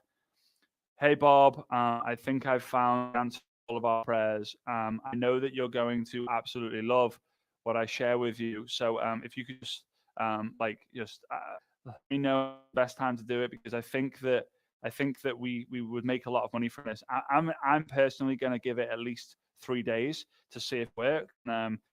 Again, it might not be for you, and if it's not, that's totally fine, because I've got 4 other people that I need to speak to, and then I'm going to make a decision where I'm going to. Uncertain, you ain't going to join. No one joins an uncertain person. Imagine if an estate agent was showing around the house and went, I don't know if this is a good buy. I don't know if it's a good road. I don't know if it's a good house. I don't know. I think the market might go down, but I'm going to try and sell it for a few days. And if I don't, I'm just going to tell the owner that it's unsellable. You're going, I'm not flipping buying this house. Now, let's think about the certain person. Hey, Bob, I've come across something that is absolutely going to blow your mind. I cannot believe that I've just found this. I'm going to be doing this for the rest of my life. I am certain that it's an incredible product that's not only going to help me, but it's going to help you and everyone we associate ourselves with. I am going to do this with or without you, but I would love to do it with you. When's best for me to go through the details with you to see if it's a you or not? Like, it's an example. If an estate agent was to go around a house and say, guys, like, I am certain that this is the buyer there. Now, not only am I absolutely certain and convinced that this is the best road in the area, this house, because of the way it faces and the way it looks and it's in the road, is the most desirable house in the entire area. You would be stupid not to buy it, or you're silly not to buy it. Which house do you buy? The one where the agent's like, oh, you know, or the one where the agent's like, don't take this, like, make sure that you take this seriously. I'm certain of it, right? We sell certainty. Okay. No, number 8, we need to grow. We need to grow. You don't get paid on what you want in network marketing. Get paid on who you are. Now, in the beginning, though, it's kind of hard to say that, because in the beginning, the reality is that all you want to make is $300 a month. All you want to make is $500 a month. All you want to make is $1,000 a month. If I can get to $3,000 a month, then I'd be super happy. I wouldn't want any more than that. But it's not what you want, it's who you are. Because if you want to make $1 million a year, you have to become a certain person. Example, have you ever heard of someone who won the lottery and lost all of the money, blew all the money, and lost their family as well, their wife, their kids, husband and kids? It happens all the time. All the time. It's crazy, the statistics. Same with athletes, like footballers or NFL stars. Now they create these legislations and these different associations that pretty much protect their money so they have a life after the sport. Now, think about it the other way. Do you ever know, have you ever heard or come across someone who was a successful businessman or businesswoman, made millions of dollars, had a company, hit the recession hit, they lost it all, but a few years later they made it all back and more? That is because the person grew to a level where they were worthy of the commission that they were paid. Your income in this game is probably going to do something like this. Right? It's going to do something like this. You're going to have good months, you're going to have bad months, you're going to have low months, have high months. But as long as you commit yourself to a life of growth and development, the income will actually come back to that line. So if you're making more than you believe you're worth, then it'll come back down.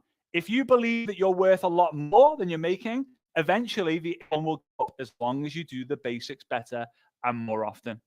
So that is how you become a master recruiter. A lot of it's mindset. It's making sure that you are so certain that you can transfer the energy you have with your certainty onto someone else. So if you have the certainty, go and find an aspect of the business, whether it's the product, the compensation plan, the ownership, the leadership, the community, the system, that you are absolutely certain about. And that's how you recruit people. You go all in on the certainty card. You go all in on the system, whatever it is that you find certainty for. Then it's doing the basics better more often. So mindset, transference of energy and certainty, and then obviously making sure you go on a lifelong journey of growth and development, and then master the process by mastering the basics. All right? Oh, I know this is a super insightful video for you guys. I hope you got value from this. If you did, figure out how you can let me know. I'd really appreciate that. And I will see you on the next video.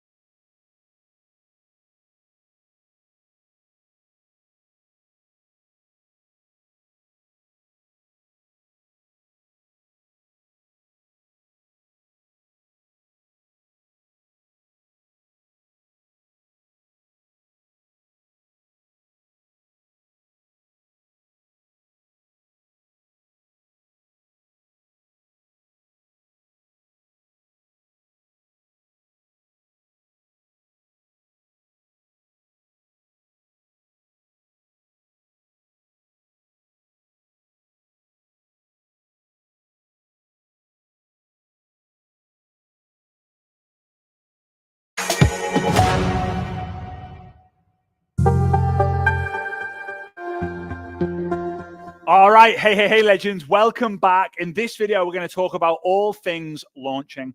So if you go back to the process we talked about generating a lead through creating content or find out message, asking the question to see if someone is open, qualifying them, to give access to the tool, the presentation, the story, then to follow up using group messenger chats. Then the last stage was closing and launching. Now, the thing is, I want you to know that closing is actually not where the money is made. It's actually launching. We close someone to open the journey of transformation. Money is not made in closing and network marketing. It's made in transformation. That's why transformation is much greater and more important than and then your transactions. Transactions is where you do a deal, you get a transaction. But in network marketing, when you close someone, you might make a very small amount as like a woohoo referral fee. But the big money transforms someone's life to be able to for them to then be able to generate more team members, more volume, and therefore more commission for you, more freedom. Now, what launching actually is you holding someone by the hand and sharing with them enough for them to get started, get their first win, so that it buys them more time in the business. Because we only stay in the business when we establish wins. Now, in the beginning, you can't necessarily identify your mind being blown or definitely your growth wins. You might have a realization when you're told to read Rich Dad Poor Dad, and you read it and you're like, whoa, I didn't know this was possible. But that's not going to keep someone in the business. That's not going to make them stay and be like, oh my God, I owe everything to my upline because he told me to read Rich Dad Poor Dad, right? Going to an event will potentially blow your mind and make you think, I need to do this. I need to go hard on this. But getting someone paid is what makes them realize this works. So I remember when I got my first ever commission, it was $18, right? It was $18. And I remember shouting on the house. My dad knew I was coming into his office. He had a big smile. He said, you've just been paid, haven't you? And I said, yeah. He said, how much was it? I said, $18. And he said, you know, when you've had your other jobs, where you've been paid $18 before for what it was, whether it was 3 hours, 4 hours, 5 hours, 2 hours, 1 hour, whatever. Did you celebrate as much as this? I said, no. He said, why are you celebrating so much now then when you didn't celebrate the other times you made $18? I said, Dad, because it's my own thing. It's my own business. I feel like I could do this from home. I feel like if I do this 1,000 times, they'll pay me $18,000. And he said to me, Fraser, if you do this what we've done 1,000 times over, you will make way more than 18,000 because it's not a linear thing. Network marketing is not a linear income, meaning over time, you get paid this amount. That is network marketing. Over time, you're going to generate more and more and more and more. That's what network marketing is. And the most exciting moments are this point and this point and then this point, right? The moment where you get your first, like, oh my God, it works. Then the moment where you make more money from your network marketing business than you would a job. And then the moment where you hit your dreams and you become a 6-figure income earner, 6-figure income earner, 7-figure income earner. So here are the kind of the fundamental steps. Now, launching is an in-depth process, but because this is a step-by-step basics program, basics course, I want to give you the basic steps, okay? So number one, you need to congratulate the person when they join. Because there's something known as buyer's remorse. You guys might have had it before when you bought a pair of shoes that were well overpriced. Maybe you bought a house or a car and you were like, whoa, that was so expensive. There's something called buyer's remorse. But when the buyer's remorse kind of dies down, the excitement is there. So when someone joins, you're going to get on a call with them, knowing that they're excited, nervous, and probably have a little bit of that buyer's remorse.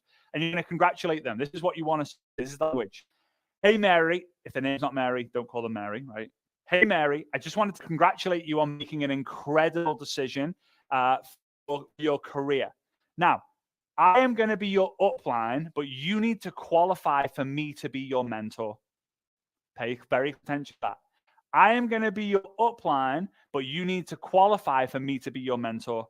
Are you up for me going through the qualification criteria? Yes. Everyone says yes. No one says, no, I don't want, I want you to be my upline. I don't want you to be my mentor. Everyone says yes.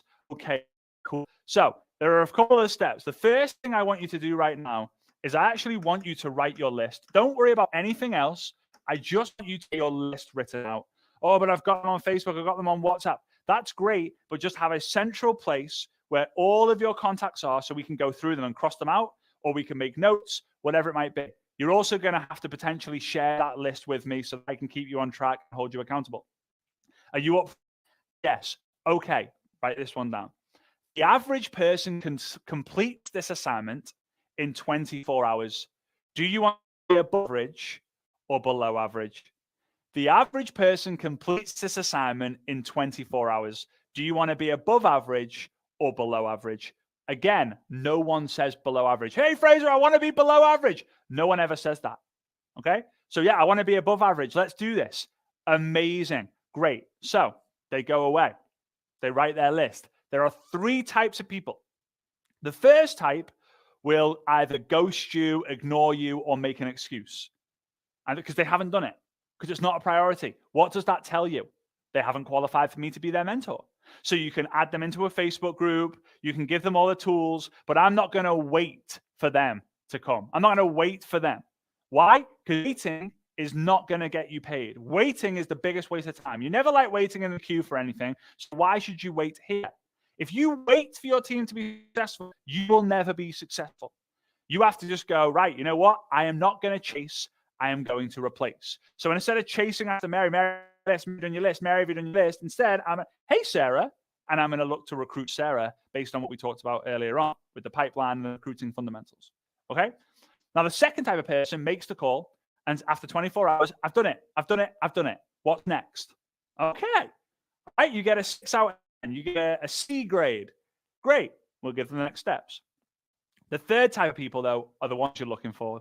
Now, these will come anywhere from 1 in 11 to 13 people. If you have a lot of influence, then you potentially might find numbers are better in favor. But right now, you're just getting started. You're just mastering the basics. So anywhere from 1 in 11 to 1 in 13 people who you bring in will be this way. They will, before the deadline was 24 hours, after 3 hours, they're, Fraser, I've done it. I've got 122 people on my list. What's next?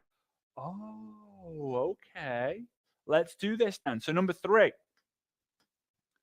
social media post. So while on the call with you, when you're congratulating them for writing their list, you're going to say, hey, open up your phone and go onto Facebook or Instagram or both and write out this post, right? It's Monday right now. Write this post. I've done something crazy. Going to share all on Thursday, 8. I've done something crazy. I'm going to share all on social media here at 8 p.m. on Thursday. That's it. This is what's known as a curiosity post. Curiosity post that looks to get people intrigued. That's interesting. So now we have the list. Now we have the fact that we're actually launching something. Now what I'm going to tell you to do, and again, remember, we've written a list. This is a second call where he or she who you're launching has done the post, and then I'm going to give them the next assignment. All right, what I want you to do, I want you to contact your friends and family and tell them, hey, you may or may have not seen, but I made a post about me launching something Thursday that I'm really excited about. Would you like me to tell you? Would you like to be the first to know? You may or may not see, but I'm launching something super exciting on social media on Thursday. I would love for your support. Would you like to be the first to know? Now, please know that the people you look to get support from, the people who you don't know are the people who you look to sell to, right? So the people who you know, you look to get support from. The people who you don't know, strangers who you're eventually going to find on social media, those are the people you're going to look to sell and sell the opportunity to. Here's why, right? If you go to your mum, right, your mum or your auntie or your friend or whatever, and say, "Hey, auntie, I've got involved in a network marketing business on social media. Can you join my team?" Like, hey, Sarah, I just got this amazing cosmetic company. I know you're into the natural, you're into the hashtag natural life, but like, can you buy my products? I need to make sales. Selling is like, when you sell to your friends and family, it feels you need to buy from me so that I win. But when you ask support, the family and the friend feels in a completely different way. There's just no string attached to it. So here's what you would do. Hey, Mary, hope you're doing good. How's the kids? Mary, I'm looking to, and this is to a family or a friend, right? I'm launching my business on social media on Thursday, and I would love for you to be the first to know. And it would mean the world to me if you could support me. Can I count on you? Can I count on you? Right people will say absolutely. The wrong people will go, depends what it is. Well, then they're not a friend, are they? Unless they're like smart, then they're likely not. Okay, so super important, right? So now you're going to contact people. The next step, the last we're going to talk about here because it's the basics. A social media launch live.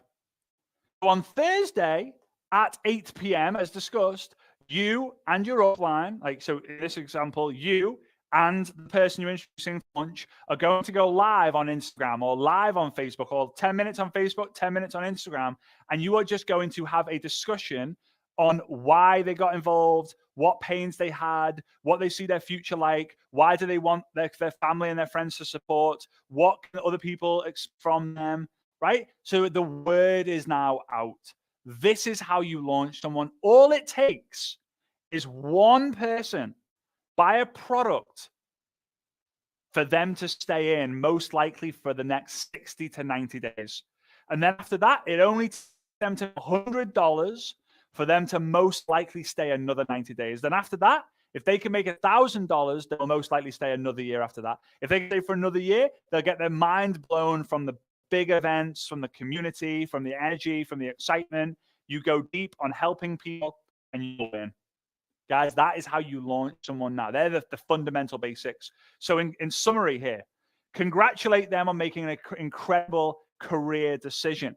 Make sure that they know that you are their upline. You're labeled as their upline, but they have to qualify for you to be their mentor. The first assignment, this is an assignment. The first assignment is for you to write your list. The average person does it in 24 hours. Establish their level of hunger, desire, and coachability. Then the next assignment is to write their social media posts that you're going to give them. All they got to do is open up and type in what you've told them. Then the next assignment is for them to contact like their immediate, like let's say 5 to 10 people from their friends and family list, asking them for some support. So I'm launching something on Thursday, 8 p.m. Would you like to be the first to know? Yes. Great. So I've partnered with the social media company, and we're going to be helping people to transform their lives with a product that's going to help them lose weight or make money or get better skin or learn the financial markets or travel more for less. Can I count on your support to be there at the launch? Or could you going me a massive help and support if you were to be able to trial this product with me for 30 days so that I can have a testimony?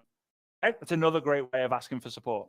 And then the last one, the fourth assignment here in this list, is to do that social media live all the time that you'd agreed that you posted here, because this is what's going to announce to the world that you're actually getting started and you're doing this, so that when you reach out to people, they know what you're reaching out to them based on, but they might want to ask questions when you instigate. Remember, the person who instigates wins. The person who instigates conversations wins. The person who instigates social media posts wins. The person who instigates anything will win in this game. Follow these instructions. Look to get your person to win financially as fast as possible. What's even bigger than the financial win is the feeling win. So here's a little bonus tip for you. When someone has written their list, go into your Facebook group and make a post saying, just want to shout out a massive congratulations to Mary Smith. Mary wrote her list of 122 people in 37 minutes. Go, Mary. And then everyone's like, Mary, you're amazing. Welcome to the team, Mary, Mary, Mary, Mary. Woo! Amazing. Then she makes a social media post, right? Maybe you're going to share that into the Facebook group and some people are commenting on it. She's feeling good. I'm like, I've never had this amount of engagement before from complete strangers. The next one, when she contacts 5 people and tells you, I've contacted 5 people, 4 of my family has told me to stop because it's a pyramid thing. 1 of my family has said, that's awesome. I'll buy from you. Or I'll support you. Celebrate that in the group. Hey, everyone, I just wanted to shout out Mary is on fire right now. She spoke to 5 people. 4 said it was a pyramid thing. 1 said they're going to turn up. Let's show some love for Mary. She's now like, okay, so the pyramid is not a big deal. I shouldn't worry about that, right? Some of them will be like, oh, I've heard it's a pyramid scheme from 4 out of my 5 family members that quit. Don't be. Why? Most people quit. Why don't you want to be in most people? Most people have the least things. Okay. And then the last one, when you do the social media live, you will share the live into the group and say, here's the live launch we did with Mary. Big congratulations. Whenever you can make someone feel good, you win. Why? Because people who feel good and feel appreciated and feel valued don't leave the environment they're in. People leave the environment they're in because they don't like the feeling that they get. They don't feel valued and they don't feel appreciated. Okay? Guys, I appreciate you. We have one more video left, all about promoting. But by now, you have started to understand the mindset fundamentals, and you can start to implement your daily routine, knowing the pipeline, knowing which parts of the pipeline you need to learn and improve at, as well as some recruiting basics, and then how to launch these people. All right? See you in the next video. Bye-bye.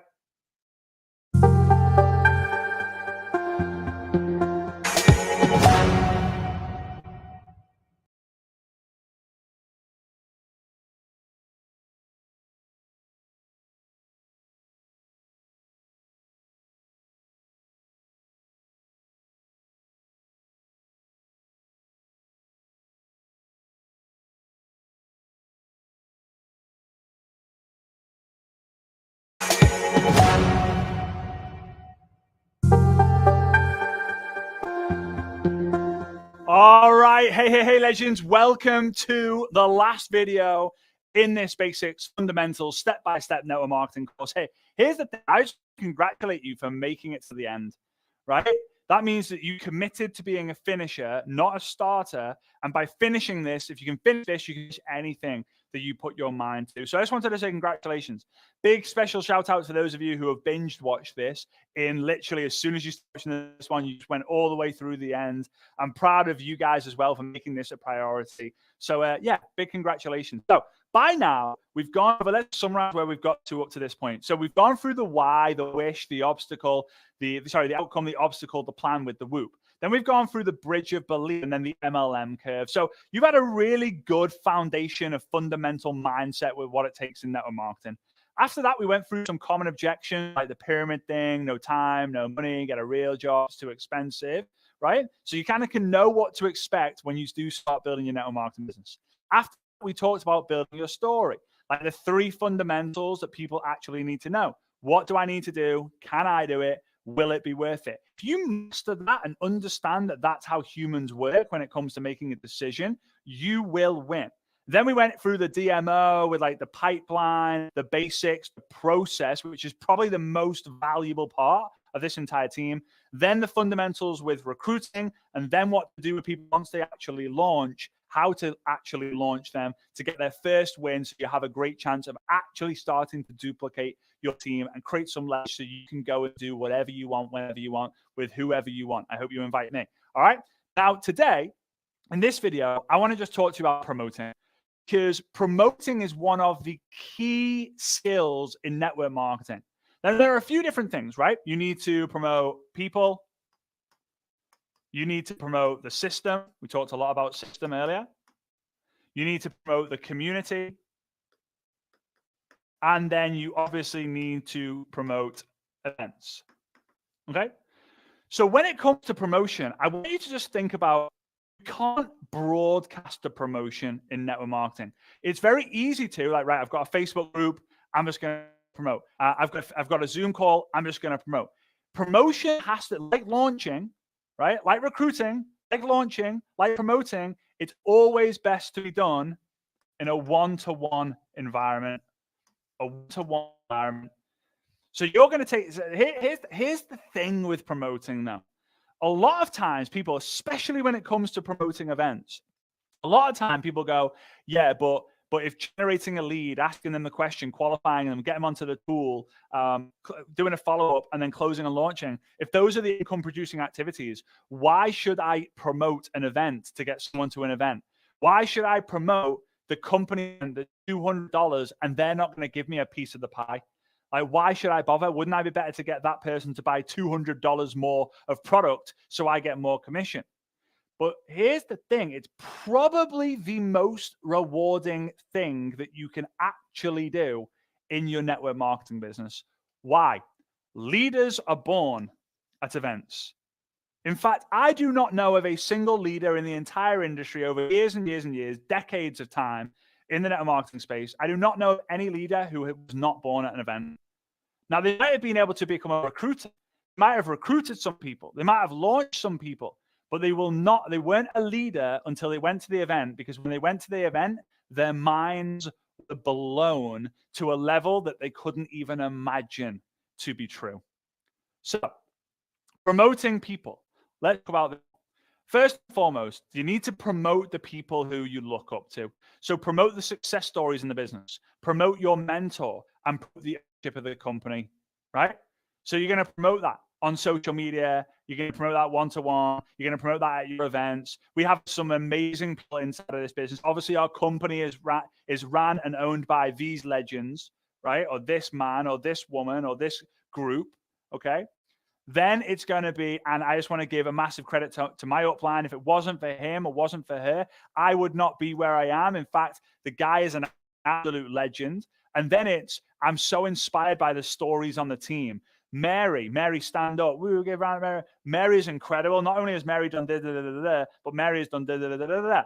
Right, Bob, stand up. Bob. So you share the stories of the people, okay? The system. So this is going to add some level of credibility. Okay. The system is what will get people excited to want to join. Right. So promoting the people is going to add credibility. It's also going to add third-party validation. It's also going to add the idea that there aren't just you involved. There's like other people involved, and they like the sound of these other people. The system is going to get you paid. So your promote system, we have this proven, incredible online system where we help you generate a lead, ask a simple question, and get to watch a video. It is so easy. A 5-year-old could do it if they could choose to, right? That's it. That's kind of all we got to do when it comes to promoting the system. So every day you need to promote the system. You do TikTok videos promoting your products. You do Instagram reels promoting your business, but you need to promote the system. People need to go, what's that system? What's that system? What's that system? Oh, this system, game changer. When have you got 5 minutes to sit down in front of the computer where I can actually walk you through it? What, you're going to show me the system? You're going to show me behind the scenes? Absolutely. Okay, let's do this time. Now, the community. Promoting the community is what will get a lot of people excited, especially when it's lifestyle based. So we have this incredible community. We actually travel around the world. We've just come back from a trip from Greece, or we've just come back from a trip from Turkey, and we're a community of like-minded people. Majority are in their 20s and 30s. Some have families, some don't. But we're on a mission and a journey to help 1,000 families make $1,000 a month in commission and more. We've already generated a bunch of them already, but we would love for you to be the next one. This is promoting. This is all it is. But the big one where I want to spend the majority of the time is on events, because you cannot become a top income earner long term in this game if you don't run events, promote events, right? You run your own events one-on-one. That's an event, right? You and 5 people, that's an event. A team building event, that's an event. A get together, that's an event. An incentive trip, that's an event. And you have your company or team events, retreats, masterminds, the big events that blow your mind. These are all events. The more events you attend and get people to, the more money you'll make. In fact, there's this old school kind of, saying or acronym. More meeting means more money. How crazy is that? 5 M's. Sounds good, right? I love it. More meetings means more money, or more meetings makes more money. It's up to you, right? That's it. So here's what you want to really do. It's establishing the personality type of the person you're speaking to. So there are many different personality types. The ones I like are the colors. Now, the colors are different depending on the teacher, but this is the one I'm going to share with you. We've got red, yellow, green, and blue, right? These are the color personalities: red, yellow, green, and blue. Now, and again, highly recommend that you are identifying which color you are. There's a really great book from Big Al. He's a family friend of ours. Big Al. If you just type in on Amazon, Big Al 4 color personalities, you'll be able to go deeper into what I'm sharing here. But I'm just going to give you the basics. Red personalities are like money-driven, recognition-driven, go-getters, hustlers, right? Yellow are they care about people. They want to be a part of the community. They like the idea of like being on a mission. They like to be able to help and serve other people. Most of the times they put other people before themselves, right? Green. Green are the analytical type. They need more information. They want to they think logically. They want to know the reasons why they're doing certain things. How can they pay that much in the compensation plan? They just ask for more detail in their analytical. And blues are the party animals. Blues are the guys who want to have a good time. They like the party. They like to be like around energy. They like to go to the event just so they can do the party after. They like to be around a group of people. Those are the 4 personality types. So if we can sum it up with one word, I would say red and money, yellow are people, green is like data, like reasoning, logic, and blue is fun. Now, you might be thinking, I'm like at least 2 of them. If you think you're all of them or 3 of them, you have to kind of whittle it down into the top 1, maybe 2. So when I started, was red. And the more money I made, the more yellow I became. It's really funny how that kind of worked. Network marketing literally changed me as a person. But when people say, Fraser, you've changed, like if family say you've changed, they don't, to be fair, because they're around the personal development as well. But say, Fraser, you've changed, I say thank you very much, because that's the whole point. You're not necessarily changing. You're developing in the person you need to become in order to serve people at a higher level, right? That's the whole idea here. And often I joined network marketing for the money, but I stayed for the people I met and the person I became. Okay. And I really hope that this thing happens to you too. So red's money, yellow's people, green is data, blue is fun. So identify which one you are. Okay. And again, I started as a red, and now I'm very, very much yellow. That's why I serve the profession. That's why I spend hours and hours and hours putting together these courses and do different things, time away from my family, all of that fun stuff, right? So here we go. Let's say you've got an event coming up. You've got an event coming up. You're really excited about it. How do you get more people there? Well, the first thing you're going to say is, I am going to spend the time one-to-one. I'm going to add 5-10 minutes a day to my schedule over the next 30 days, where I'm going to speak to one person a day for the next 30 days. I've got a team of 30. I'm going to do it, and I'm just going to contact them and see if they want to come to the event. I'm not, hey, there's an event coming up, you come in, right? I'm going to go a little bit deeper. Now, this is now not basic level. The basic level would be you contacting them and say, hey, I heard the news. There's an incredible event happening at the end of the month. Are you coming? That's the basic level. And you can go ahead and do that. But when you start to understand that everyone in this world is different, they're driven by different things, you can get much more tactical with time that you're spending. So work smarter, not harder. So let's say you're going to go and you've got Bob on your team and you need to contact Bob. You know Bob red. How do you promote the event? Hey, Bob. As you probably know, we've got this amazing event coming up at the end of the month. I'm super, super excited.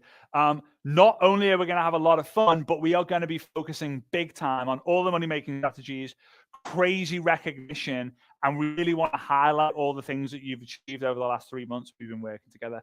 Are you in? Hell yeah, I'm in. Now, if I say to Bob, I say, hey, Bob, we've got this amazing event coming up. The scientist, the product formulator, and the product formulator is going to be coming, talking about all the ingredients that's involved in our products. And we're going to go deep into the elements that are behind the neutrons, the protons, the electrons, and blah, blah, blah, blah, blah, blah, blah. Bob's like, yeah, I've got a birthday party I need to check. Not coming. Because he's not motivated to go, because it's not what he likes. It's not what sets him on fire. So yellow. Mary, we've got Mary. Hey, Mary, as you probably know, there's an amazing event coming up at the end of the month. I am so excited to go, and I would love for you to come. It's going to be amazing because we've got like 10, 20, 30 people on the team that are all going to be coming together, one big family. We're going to do some real fun stuff outside of the meeting as well to really improve our mission of service to what the cause that we have. Are you in? Now, if I say to her, hey, Mary, we're just going to have an after party after, she's probably going to be like, no, I want to be together. I want to be as a community on our mission. What about greens? Hey, Derek. I hope you're doing great. Quick one, Derek. You probably know that we've got the event coming up at the end of the month. I'm super excited about it, and I'd love for you to join us. Let me just tell you real quick. The scientists and the formulator of the product are actually going to be flying over to the event and sharing all the details about why the product is so powerful, what the ingredients are, and what makes this such a unique product, so that we can go away and really leverage that in our conversations with our potential customers to get more customers and make more money. So can I count on you? Are you coming? Are you in? Right? Because he's not going to be excited about the money, the recognition, and also like being together. They might if it's a secondary color for them, but if they want to know the details and the data, then give that to them, because the event's going to cover that. In fact, the event covers all of it, but it's how you position it. Okay. And the blues. Hey, man, let's go, Barry the blue, right? Hey, Barry, hope you're doing amazing. As you probably know, there's an amazing event coming up at the end of the month. Barry's like, well, I know, I'm already got my ticket. Why? Because Barry loves the fun. Barry wants to be around it. Okay, Barry, yeah, because after the event's done, we're going to do an after party. Oh, yeah, my man, that's going to be amazing. Can I arrange it? Right? Barry's there. Here's the issue. If you just have a load of blues in the team and you go to an event that's just a load of blues, they won't be sitting there taking notes. They'll probably be in the hallway arranging what they're going to do that now, the after party. Heck, some of them are already bringing beer or alcohol or good times into the event. And that's fine. We all need blues in organization. But if you can get a great combination, especially between the reds and the yellows, you are going to have a thriving organization. If you have the reds and the blues, it's going to be a great time. People are going to make money. People are going to have fun. If you have a combination between the yellows and the greens, people are probably get very, very close, and you're probably going to know a lot about what's going on. It's great combinations. They all work. But you need to become world-class at promoting them. You do that by taking the time to work one-on-one. Understand that more meetings means more money. So get better at promoting the meetings, and understand that if you take the time one-on-one to get to know your team, then when the promotion periods come, you can really drive with them and understand, because what motivates these people, I can become a better promoter. If you just send an email out, you send a WhatsApp out, you do a Facebook ad, you send a message into your Facebook group, you send a post into your Telegram, you're not going to build massively to events. You need to take the big time. And the last part I'll mention here is, if you promote to people to become promoters, you will have an incredible organization. If you focus on recruiting, launching, and promoting, right? Recruiting, launching, and promoting, you will be an unstoppable force. You'll bring people in. If you are a recruiter, your team will be recruiters. If you launch people on an individual basis, your team will launch people on an individual basis. Why? Because if you launch them, they know how to launch someone else. And if you become a world-class promoter, one-on-one, the person who you promote, you say, hey, can I trust you to go and do the same thing with the rest of your team? You're not allowed to send a back broadcast. You have to contact all your front line and all your team one by one. It's a great way to identify who the leaders are on your team, because after the basic comes leadership. Now, you might be scared to be a leader, but if you're already recruiting, launching, and promoting, you already are a leader. So guys, I hope you got value from this. I would love to hear from you. So if you could do me a favor, message me on Instagram at Fraser Brooks Online, or take a screenshot of what's on your device now, post it onto your Instagram stories, tag me at Fraser Brooks Online, and let me know what your biggest bingo moment was from this entire step-by-step network marketing basics course was. I would love to see that. I cannot wait to see you grow through the ranks, hit the stages on your company, get those bonus checks, and completely change your life. And when you do that, make sure you come back to me and say, hey, Fraser, after tuning into that course, I went on and implemented now the top income earner in my company. I've now hit a top rank. I'm now crushing it. I'm now making $500 a month, $1,000 a month, $10,000 a month, $50,000 a month, whatever it might be. I'm proud of you. You deserve everything that's coming your way if you go to work and master the basics. And I'll see you soon. Bye, guys. Big love.